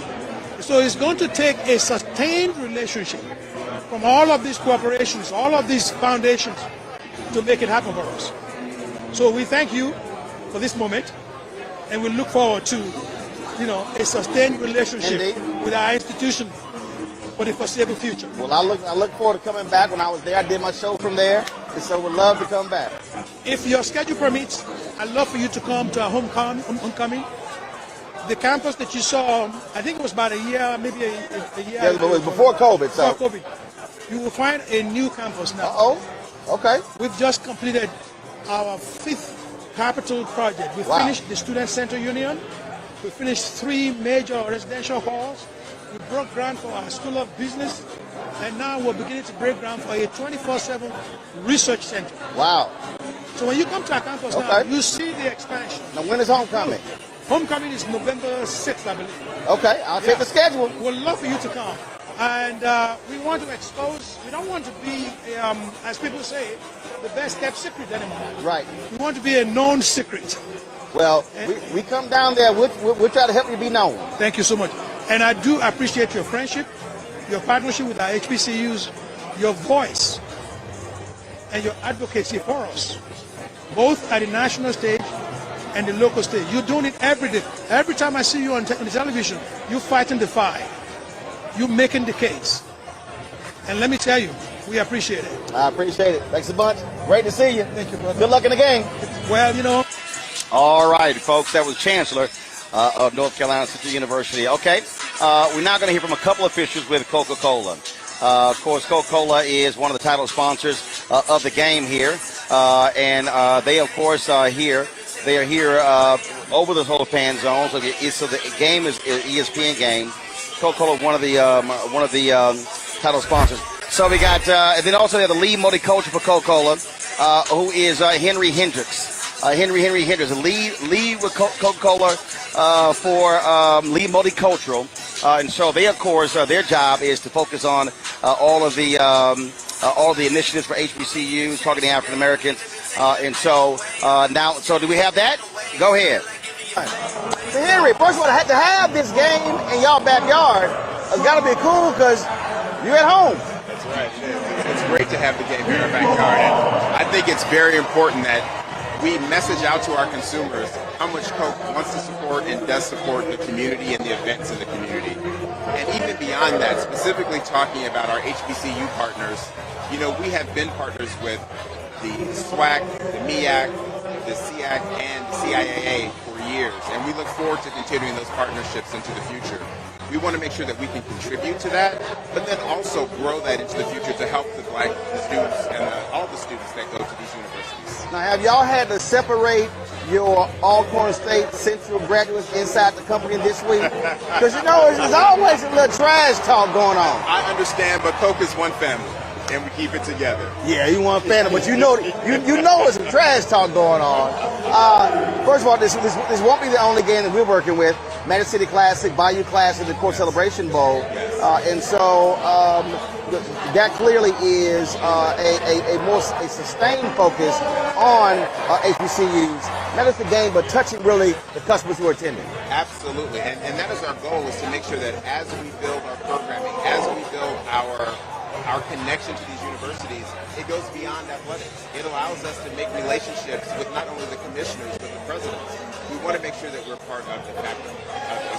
And obviously, being able to also pull from those HBCUs to hire graduates. That's exactly right. We want to be able to support these schools and support the students that come through their universities. All right. Well, look, we're glad to be here. Of course, game day, glad to be here at the Braves game. It was a switch in the schedule, but we certainly have no problem just moving with the flow. Yeah, absolutely. Well, while we're here, I hope that people can come and stop by our Coke fan experience and taste our new Coke Zero Sugar.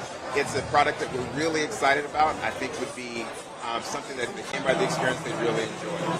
But we'll be broadcasting from there, so we'll be showing folks, giving them a sense of what's going on, and then for the folks who are other parts of the country who can't be here, they'll get to experience the flavor. I love that. I love that. All right. Thank you, I appreciate it. Thanks a lot. Appreciate it. All right. Bye-bye. All right.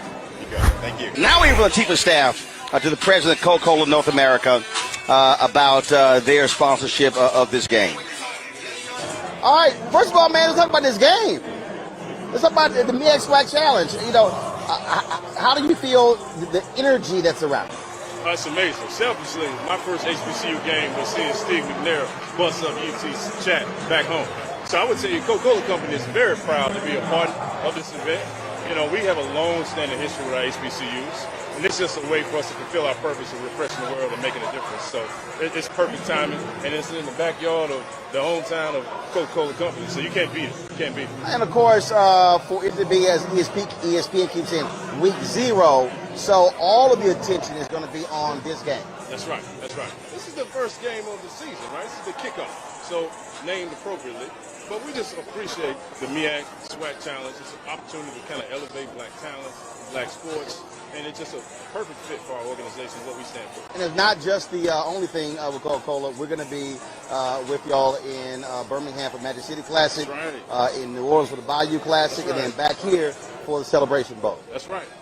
All roads lead to the Celebration Bowl, right? But can't wait to see you in the Magic City Classic. Can't wait to go down to the Bayou. So all those stops we look forward to every year. Last question for you. Can they give me the wrap? They're like, you got 2 minutes. I was like, okay, I'll let y'all breathe. And that is, it's a lot of HBCU graduates in Coca-Cola. And so I take it they also appreciate the emphasis. Oh, it's amazing. We were doing the numbers, and some of the highest schools are here in the AUC. We have a long partnership with, of course, Morehouse, Spelman, and Clark. But we're looking to go deeper, to go beyond activation, go beyond just these games and the classes. This is talent. These are the future leaders of tomorrow. So we're changing the way we look at how we partner through this events like this. All right, well, we certainly appreciate being in partnership with Coca-Cola. Thanks a lot. Hey, man, I appreciate you, brother. All right. There you go. Thank you. All right, folks, welcome back again to the Coca-Cola Fan Zone here at the MEAC-SWAC Challenge at Center Park Stadium on the campus of Georgia State University here in Atlanta. North Carolina Central, Alcorn State, they're going to be squaring off in the game. So what you're seeing here, folks, so we are in, this is the, of course, the Coca-Cola Fan Zone. You see all of the different folks that are down here. They are out here walking back and forth. Of course, participating in all kinds of different games, getting free stuff out here. So it's we've been hanging out with them.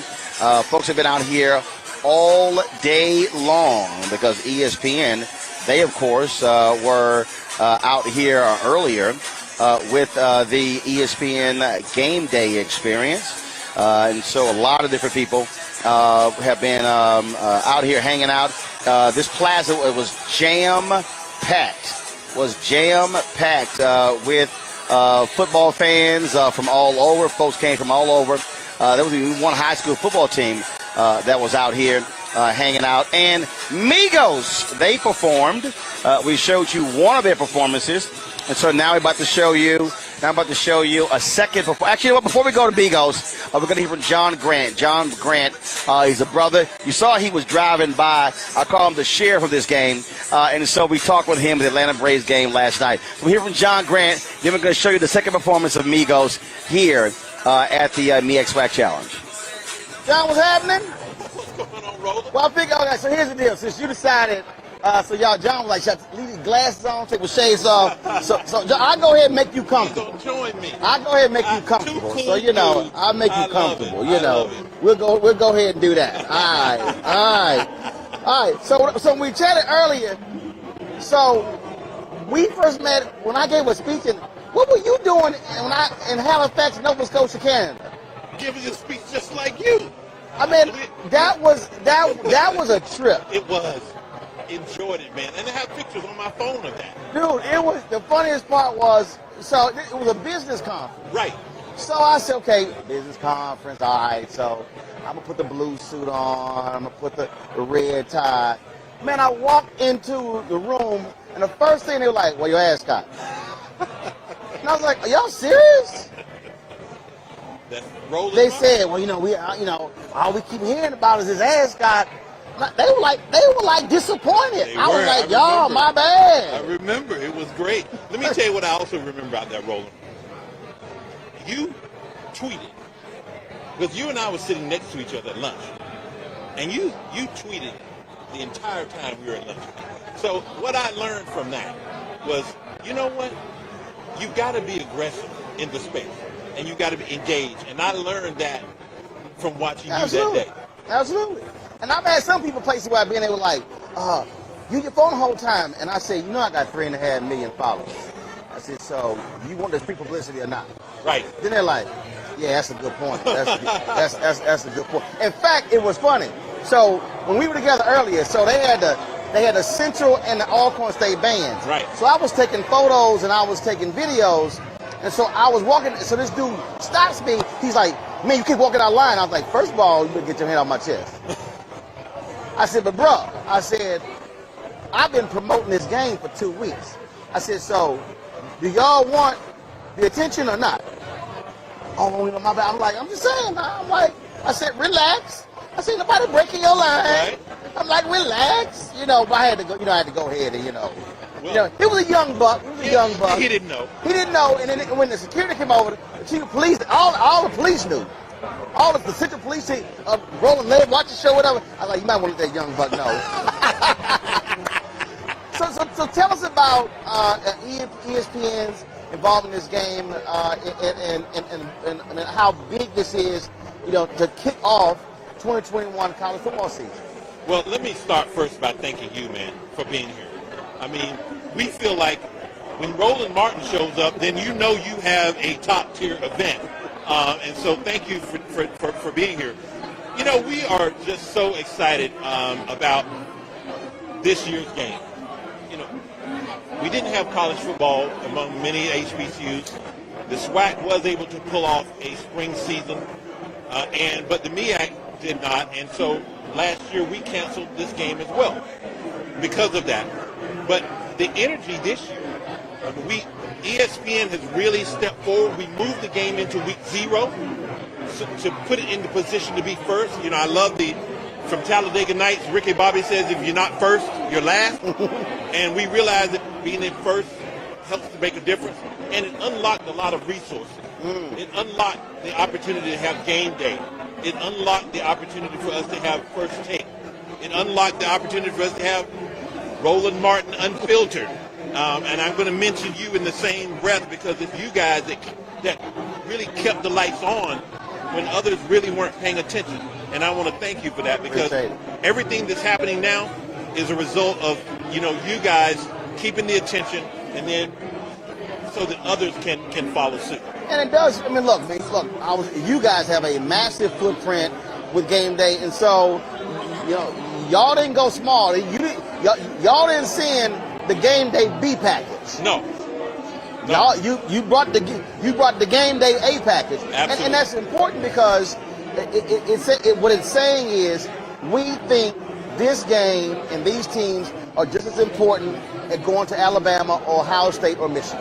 That is absolutely true, and that statement is one that will have significant impact on not just North Carolina Central and Alcorn State, but the HBCU diaspora, in total. But more importantly, we think it also should send a message, to companies out there who are looking to really connect with the HBCU community and our consumers. That you either need to go big or stay home. That's right. You go big. That's right. Or stay home. And what you're seeing, as you saw today, with not only college game day, but with our Coca-Cola fan experience and all of the activations that are taking place in that footprint. The game is in prime time on Saturday, August the 28th at 7 p.m. on ESPN's Mothership Network. There you go. So we think that speaks volumes to what the value. It speaks volumes to the opportunity, and certainly we are hopeful that others will follow suit with those who are making the investments, the strategic investment in that space. And of course, we're here with Coca-Cola. We're going to be back in December for the Celebration Bowl. Absolutely, and I certainly have to thank our title sponsor of both games, Cricket Wireless. I mean, Cricket's and their CEO, John Dwyer, really saw the value of what we were building and made the investment to become the title sponsor of both games, which means they really sort of own the space. Right. When you talk about it from a wireless point of view. And not only did they do it with the games, but they also made additional investment in assets that ESPN had. They invested in our Why Not Us series, presenting sponsor of that. They were the presenting sponsor of today's First Take program. Got it. And so that says a lot about how they see the space and how they're taking advantage of the opportunity that these platforms present. Well, look, we appreciate it, and we're certainly glad to be here. Can't wait to have our cameras rolling for the halftime show and the post-game concert. And then, as I told the folks at Coke, we're going to, with all the stuff we're shooting, we're going to be doing stuff the week after the game. That way you sort of have the post coverage. Absolutely. And, my hope is, and I'm saying this in camera, to your sponsor, that this isn't a one-off. You really want to take the opportunity to push this all the way through the season, because Coca-Cola is not only the title sponsor of the fan experience for the Cricket MEAC-SWAC Challenge, they're the title sponsor of the fan experience at the Cricket.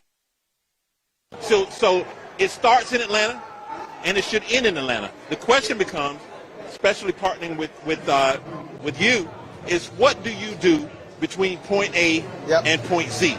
And I think that, there's a lot of opportunity there, and I know that they'll take advantage of it. But also with a lot of other sponsors as well. But that's the thing, that we've been making this point to folks, black-owned media matters, and for these companies to show value in what we can do. So absolutely. Absolutely. Man, thank you for having me. I appreciate it. Thanks so much. Looking forward to the game. Appreciate you, my friend. Thanks a lot, brother. All right, take care. Bye-bye.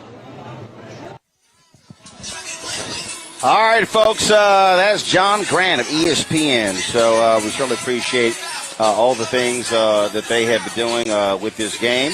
A lot of folks we've been, of course, had an opportunity to talk with.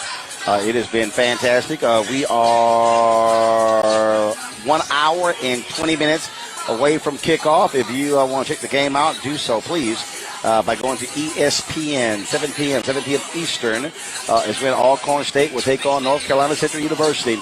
And there's a kickoff to the college football season. It all begins today right here in Atlanta at the MEAC-SWAC Challenge here at Center Park Stadium on the campus of Georgia State University. You see all the folks who have been going up and down the street, enjoying all the different booths out here. Cricket Wireless, of course, they are the title sponsor of this game, and so they are here.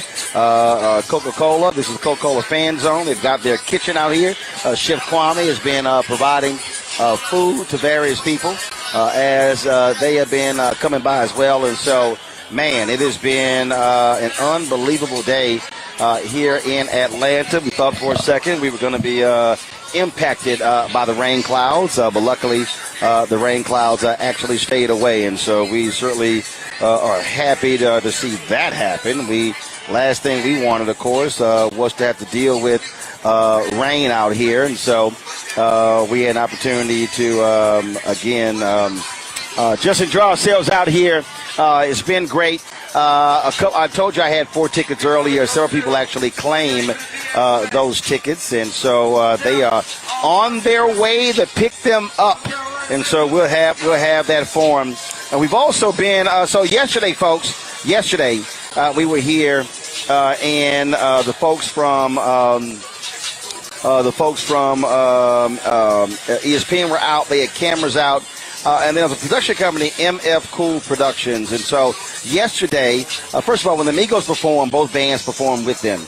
And so there was a production company here that was out here. And then they had the Battle of the Bands here, where the bands squared off against one another. So I'm trying to cue this up to get this ready for y'all so y'all can actually check out. We'll have that for y'all as well. In just one moment, so I'm working on it, just trying to get our computer here. We lost power a little bit early, and so we're trying to get that all straight. And so That's what we're doing. So glad you guys have been joining us, checking out our stream. One of the reasons why we want to do this, and look, we know that there have been events going on all day. In fact, in a moment, I'm going to be joined by Congresswoman Nakima Williams. They had a major rally on the campus, at the MOK Center. It was one of the many events happening today all across the country. As folks, this is August 28th, of course, is the anniversary of the March on Washington for Jobs and Freedom. And so folks have been, they had events taking place at the Lincoln Memorial in the nation's capital. They were there. There were people who have been here. There have been rallies in cities all across the country.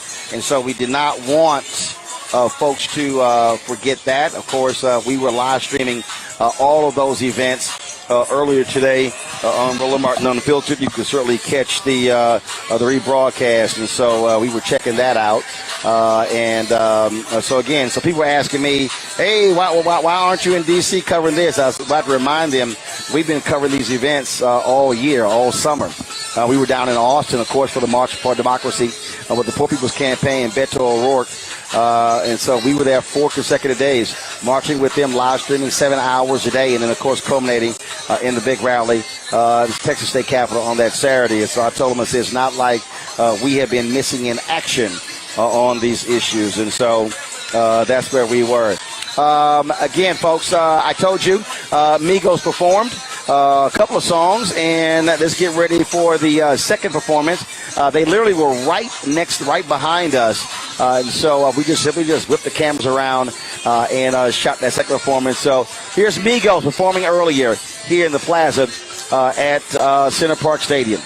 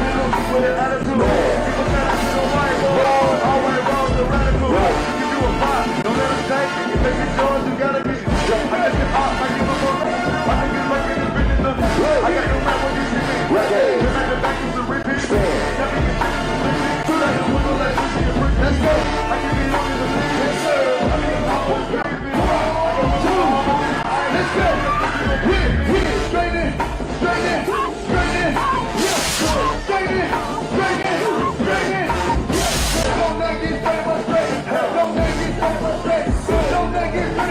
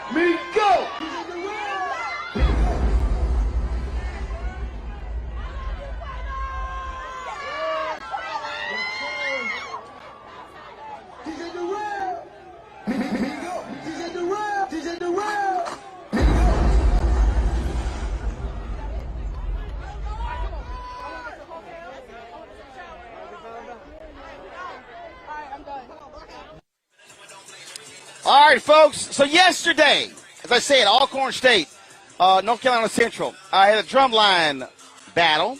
The folks at MF Cool Productions, they shot it, and so we wanted to show them some love, and so we want to bring that to you. Check this out, y'all.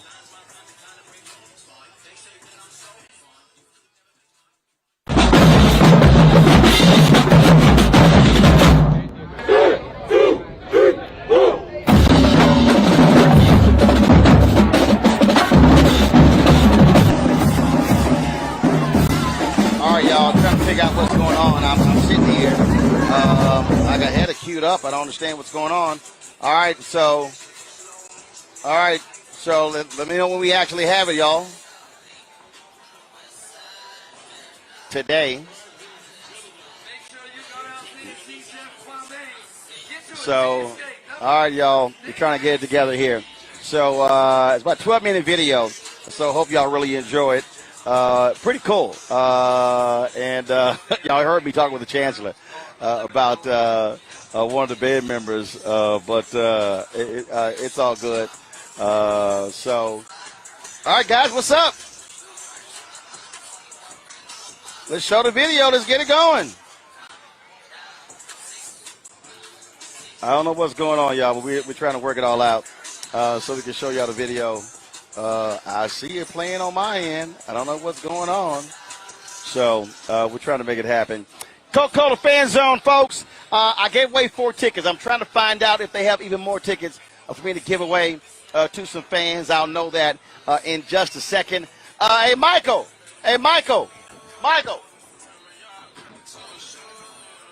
So, Michael, are we going to the Alcorn State president, is she going to make let's find out if she's heading over here. Okay. All right. So we were trying to get the Alcorn State president here. So all right, y'all finally got it. All right. Hear the bell of the bands. 2, 3, 4.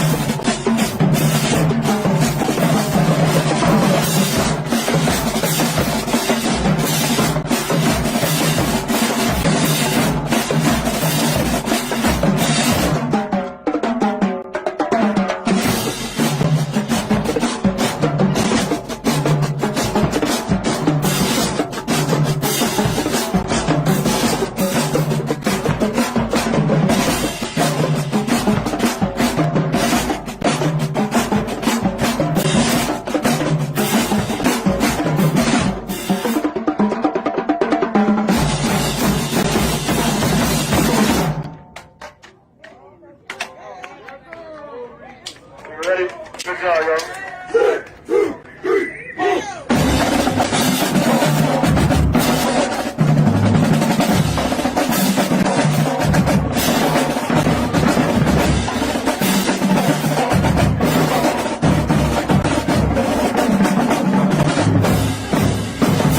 on, Congresswoman, come on over here. Is always just minutes All right, y'all. I want to talk with Congresswoman Akina Williams.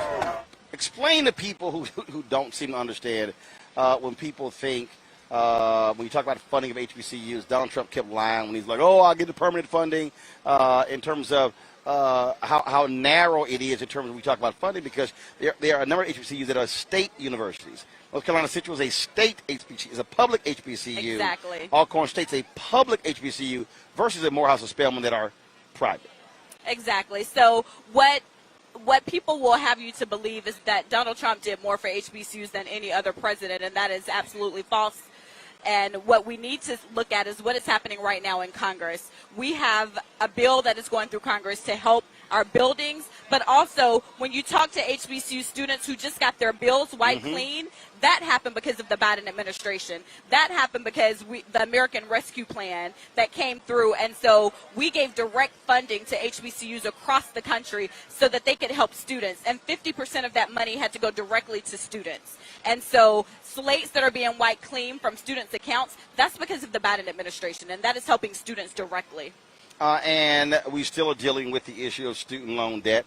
Black students are more impacted by anybody else. That is one of my top priorities in Congress, Roland. I serve on the House Financial Services Committee, and as we're talking about how do we close the racial wealth gap in this country, where right here in Atlanta it is worse than it is anywhere else in the country, we have to look at how student loan debt impacts that. It impacts your ability to buy a home. And so you're starting off not from a level playing field. And so we have to address that. We have a bill right now in Congress that will make so that student loan debt is looked at differently for your debt to income ratio until we can get the student loan debt canceled. What are other things that we can do in the interim? And so that's what we're focused on. And so on that particular point, you have many people like Sarah Elizabeth Warren who's saying, President Biden, you have the authority to cancel student loan debt. You have Speaker Nancy Pelosi who says he doesn't. Okay, what's the answer? Does he? So I think it takes the political will, Roland. If Joe Biden wants to cancel student loan debt, then he needs to step up and do it and not wait for somebody to tell him. So we need to continue to voice our concerns and make sure that the administration understands that we put him in office. And so they need to be held accountable. And if this is what we want as a people, then we need to continue to step up and voice our concerns. Well, look, that is obviously a huge issue. And when I hear folks talk about, well, it's unfair if we cancel all student loan debt because that means people with means will get their debt canceled. The reality is that most people who have student loan debt don't have means. So I'm sorry, if there are a handful of people who have got that mix who might benefit, I'm sorry, it's going to benefit far more people who desperately need it. Well, when we talk about fairness in this country, we can go back a few hundred years, Roland, and if people really want to talk about what's fair, and I see it, it's a means of reparations. It's one form of reparations if we address student loan debt, the impact that it will have on... No, I'm not going to use the word reparations. Here's why. We canceled the debt of companies who screwed us. That wasn't called reparations. We sat here and supposedly took on those toxic assets, which they then used taxpayer dollars to fortify their balance sheets, kept the toxic assets, then turned around and sold those homes to hedge funds, and now Wall Street owns 1 out of 7 homes in America. This is very true. And if we really want to talk about building back better and equity in this country, then we have to address the student loan debt crisis. Well, there are people right now who want to buy a home who have the resources, but they literally cannot compete when a Wall Street firm comes in with all of their money. And so what is happening is those Wall Street firms are forcing people to be renters as opposed to homeowners. Paying more than what they would pay as a homeowner. So that's why it trips me out when I hear all of this stuff about, oh my God, this wouldn't be right if we cancel student loan debt. I'm like, didn't y'all hook up people with private planes with PPP loans? Yep. See, it's amazing. Look, that's why I said it takes the political will to get it done. Right, but also having the guts. And here's the deal, President Biden, you ain't losing nothing to say, I'm going to sit here and take care of low to middle income people. I'm trying to figure out, you ain't losing many votes on that one. Yep. That's it. Well, look, it's good to see you. Good to see you, Of course, you going to the game? I'm not going to the game. I have on my Cub Scout shirt. My son is out here somewhere. He's over there. We're headed to Cub Scouts. Oh, Lord. What they doing? He is actually going up to the Braves game, and they're doing their scout parade at the game. And his unit is going to be there. Well, and HBCU night was last night, so we were there last night. It was last night. All right. Congresswoman, good to see you. I'm a mama first. I understand. Well, good seeing you. Good to see you, We too. appreciate it. Thanks a lot. See you later. All right, folks. We are almost done at 6:15. About 15 more minutes left before we actually get done. We've been out here, y'all, for all day, actually. Been out here for broadcasting since 3 p.m. And so as you see, of course, they're shutting down the Coca-Cola kitchen that's behind us. That's right. Get a shot of the kitchen, y'all. They're shutting the kitchen down. And so all the folks, they're packing up stuff. And so we're about to finish up here in the fan zone here as well. And so then we're going to head inside, of course, with our cameras as well. All right, so put the headset on there. And so we were talking, and so we were working.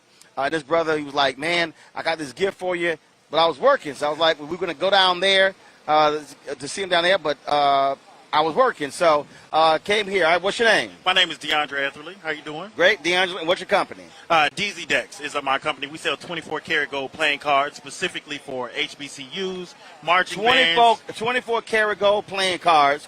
Anthony, look at that bag right there. Looking at that bag right there. Outside pocket right there. This is the outside pocket.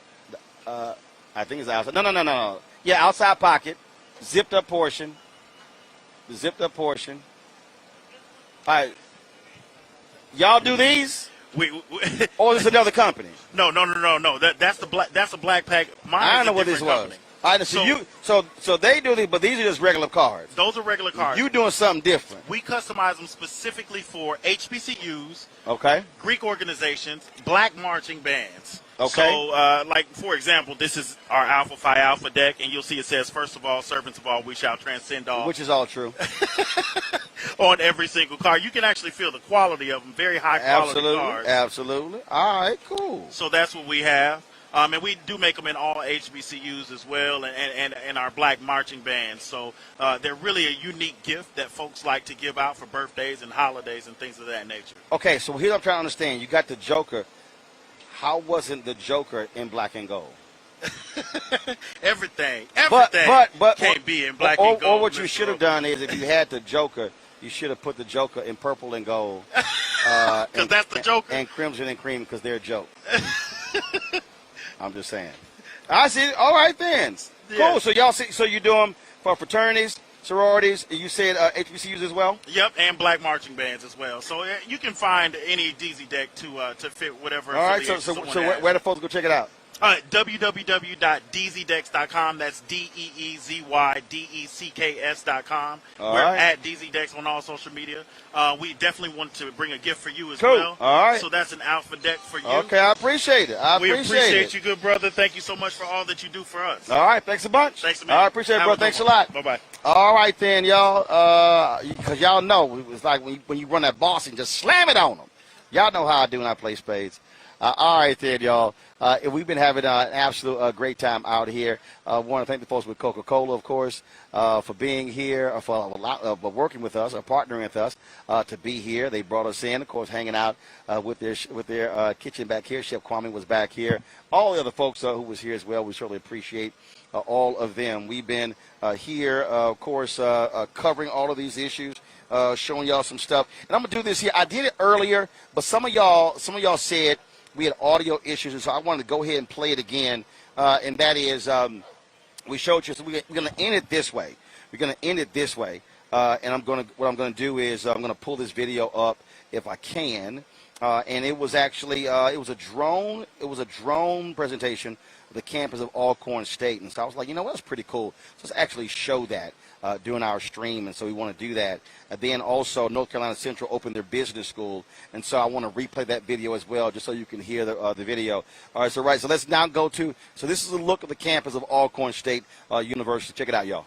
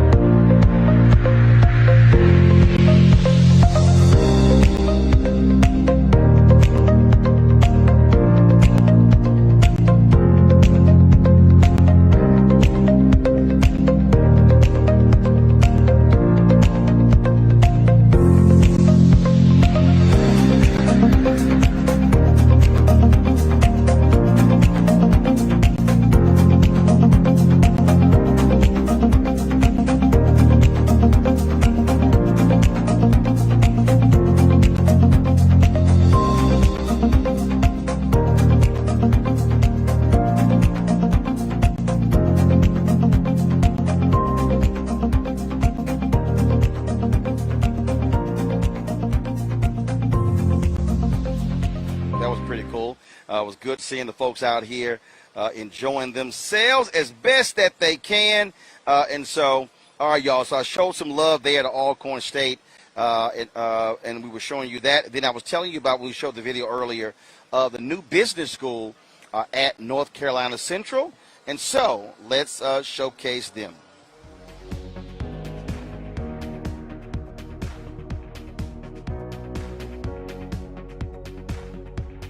Today is really a very special day in the life of our institution. It marks an important milestone in the education of our students. We break ground for a new School of Business, a state-of-the-art that we believe will provide the very powerful learning experience for our students. It's going to be equipped with technological innovation, trading room, entrepreneurship room, and all of the training devices that our students need to move into the 21st century. So we are moving our institution into the next phase of our mission. Our hope for the future is that with the construction of this new building, we can begin to attract even more students to our campus. We can begin to increase our diversity. Students of all races, of all color, will come here to get the best education that an institution can provide, so they can go into the workforce and continue to contribute to the world.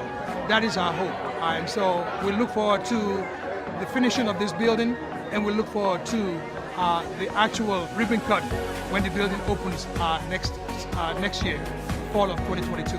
We love NCCU because traditionally we have been in the business of educating students and preparing them for the future. This is in line with that tradition.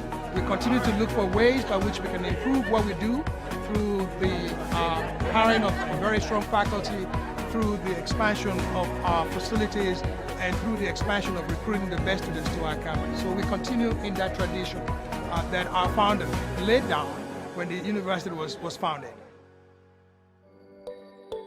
We are excited to look into the future as we break ground on a new School of Business building. This 76,000 square foot structure will house resources to advance our programs to offer a space for innovation and physically resemble the 21st century business design model that our students will soon enter into.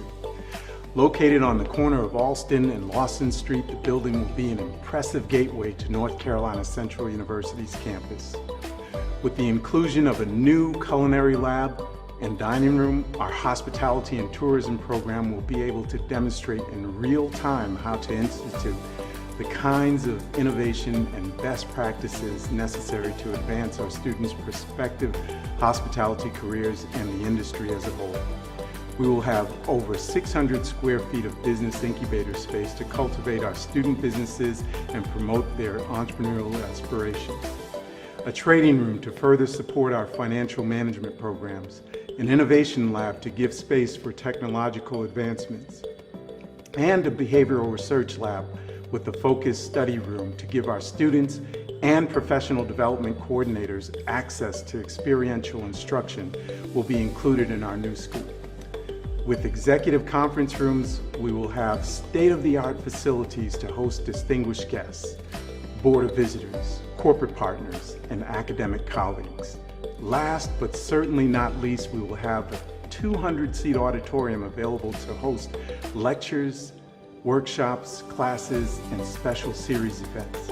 With a commitment to continued community outreach and student development, this building will house services that will provide financial counseling and workshops through the Peggy Ward Financial Literacy Center, a volunteer income tax assistance for low-income residents, a cybersecurity lab for high school and community training programs, a real estate center to support community service learning projects for our graduate students, and a center for entrepreneurship and economic development to provide technical assistance to small businesses. Scheduled to be completed in 2022, we are excited to go into the next frontier of business education through the development of this new building. Folks, that were the folks at North Carolina Central that opened up their new business school. That's it for us, folks. Guess what? We have to shut this thing down. Head inside, of course, with 30 minutes from game time. Y'all, check out ESPN, main ESPN, 7 p.m. Eastern, to check out North Carolina Central University versus Alcorn State in the MEAC-SWAC Challenge. Y'all want to set your notifications because halftime we're going to be inside. We're going to live stream the whole halftime show. Yes, the whole halftime show. After the game, they got a post-game concert, and we'll live stream that as well. And so we got full service duties here in Atlanta at the MEAC-SWAC Challenge. Again, big ups to ESPN. Thank you very much to Coca-Cola as well for partnering with us on this, and all the folks we talked with as well, and a lot of all the fans stopping by. Sorry, folks, people were stopping me trying to get me to talk as well, but we were working. So we appreciate it. So we'll see you guys at halftime, and the next time we do this, Birmingham, we coming to y'all because we're going to be at Magic City Classic. Looking forward to that as well. So, again, I'll see you guys at halftime. Roland Martin Unfiltered, a special edition of Roland Martin Unfiltered here from Center Park Stadium in Atlanta. Folks, I'll see you in, about an hour and a half, 2 hours for halftime. Holla!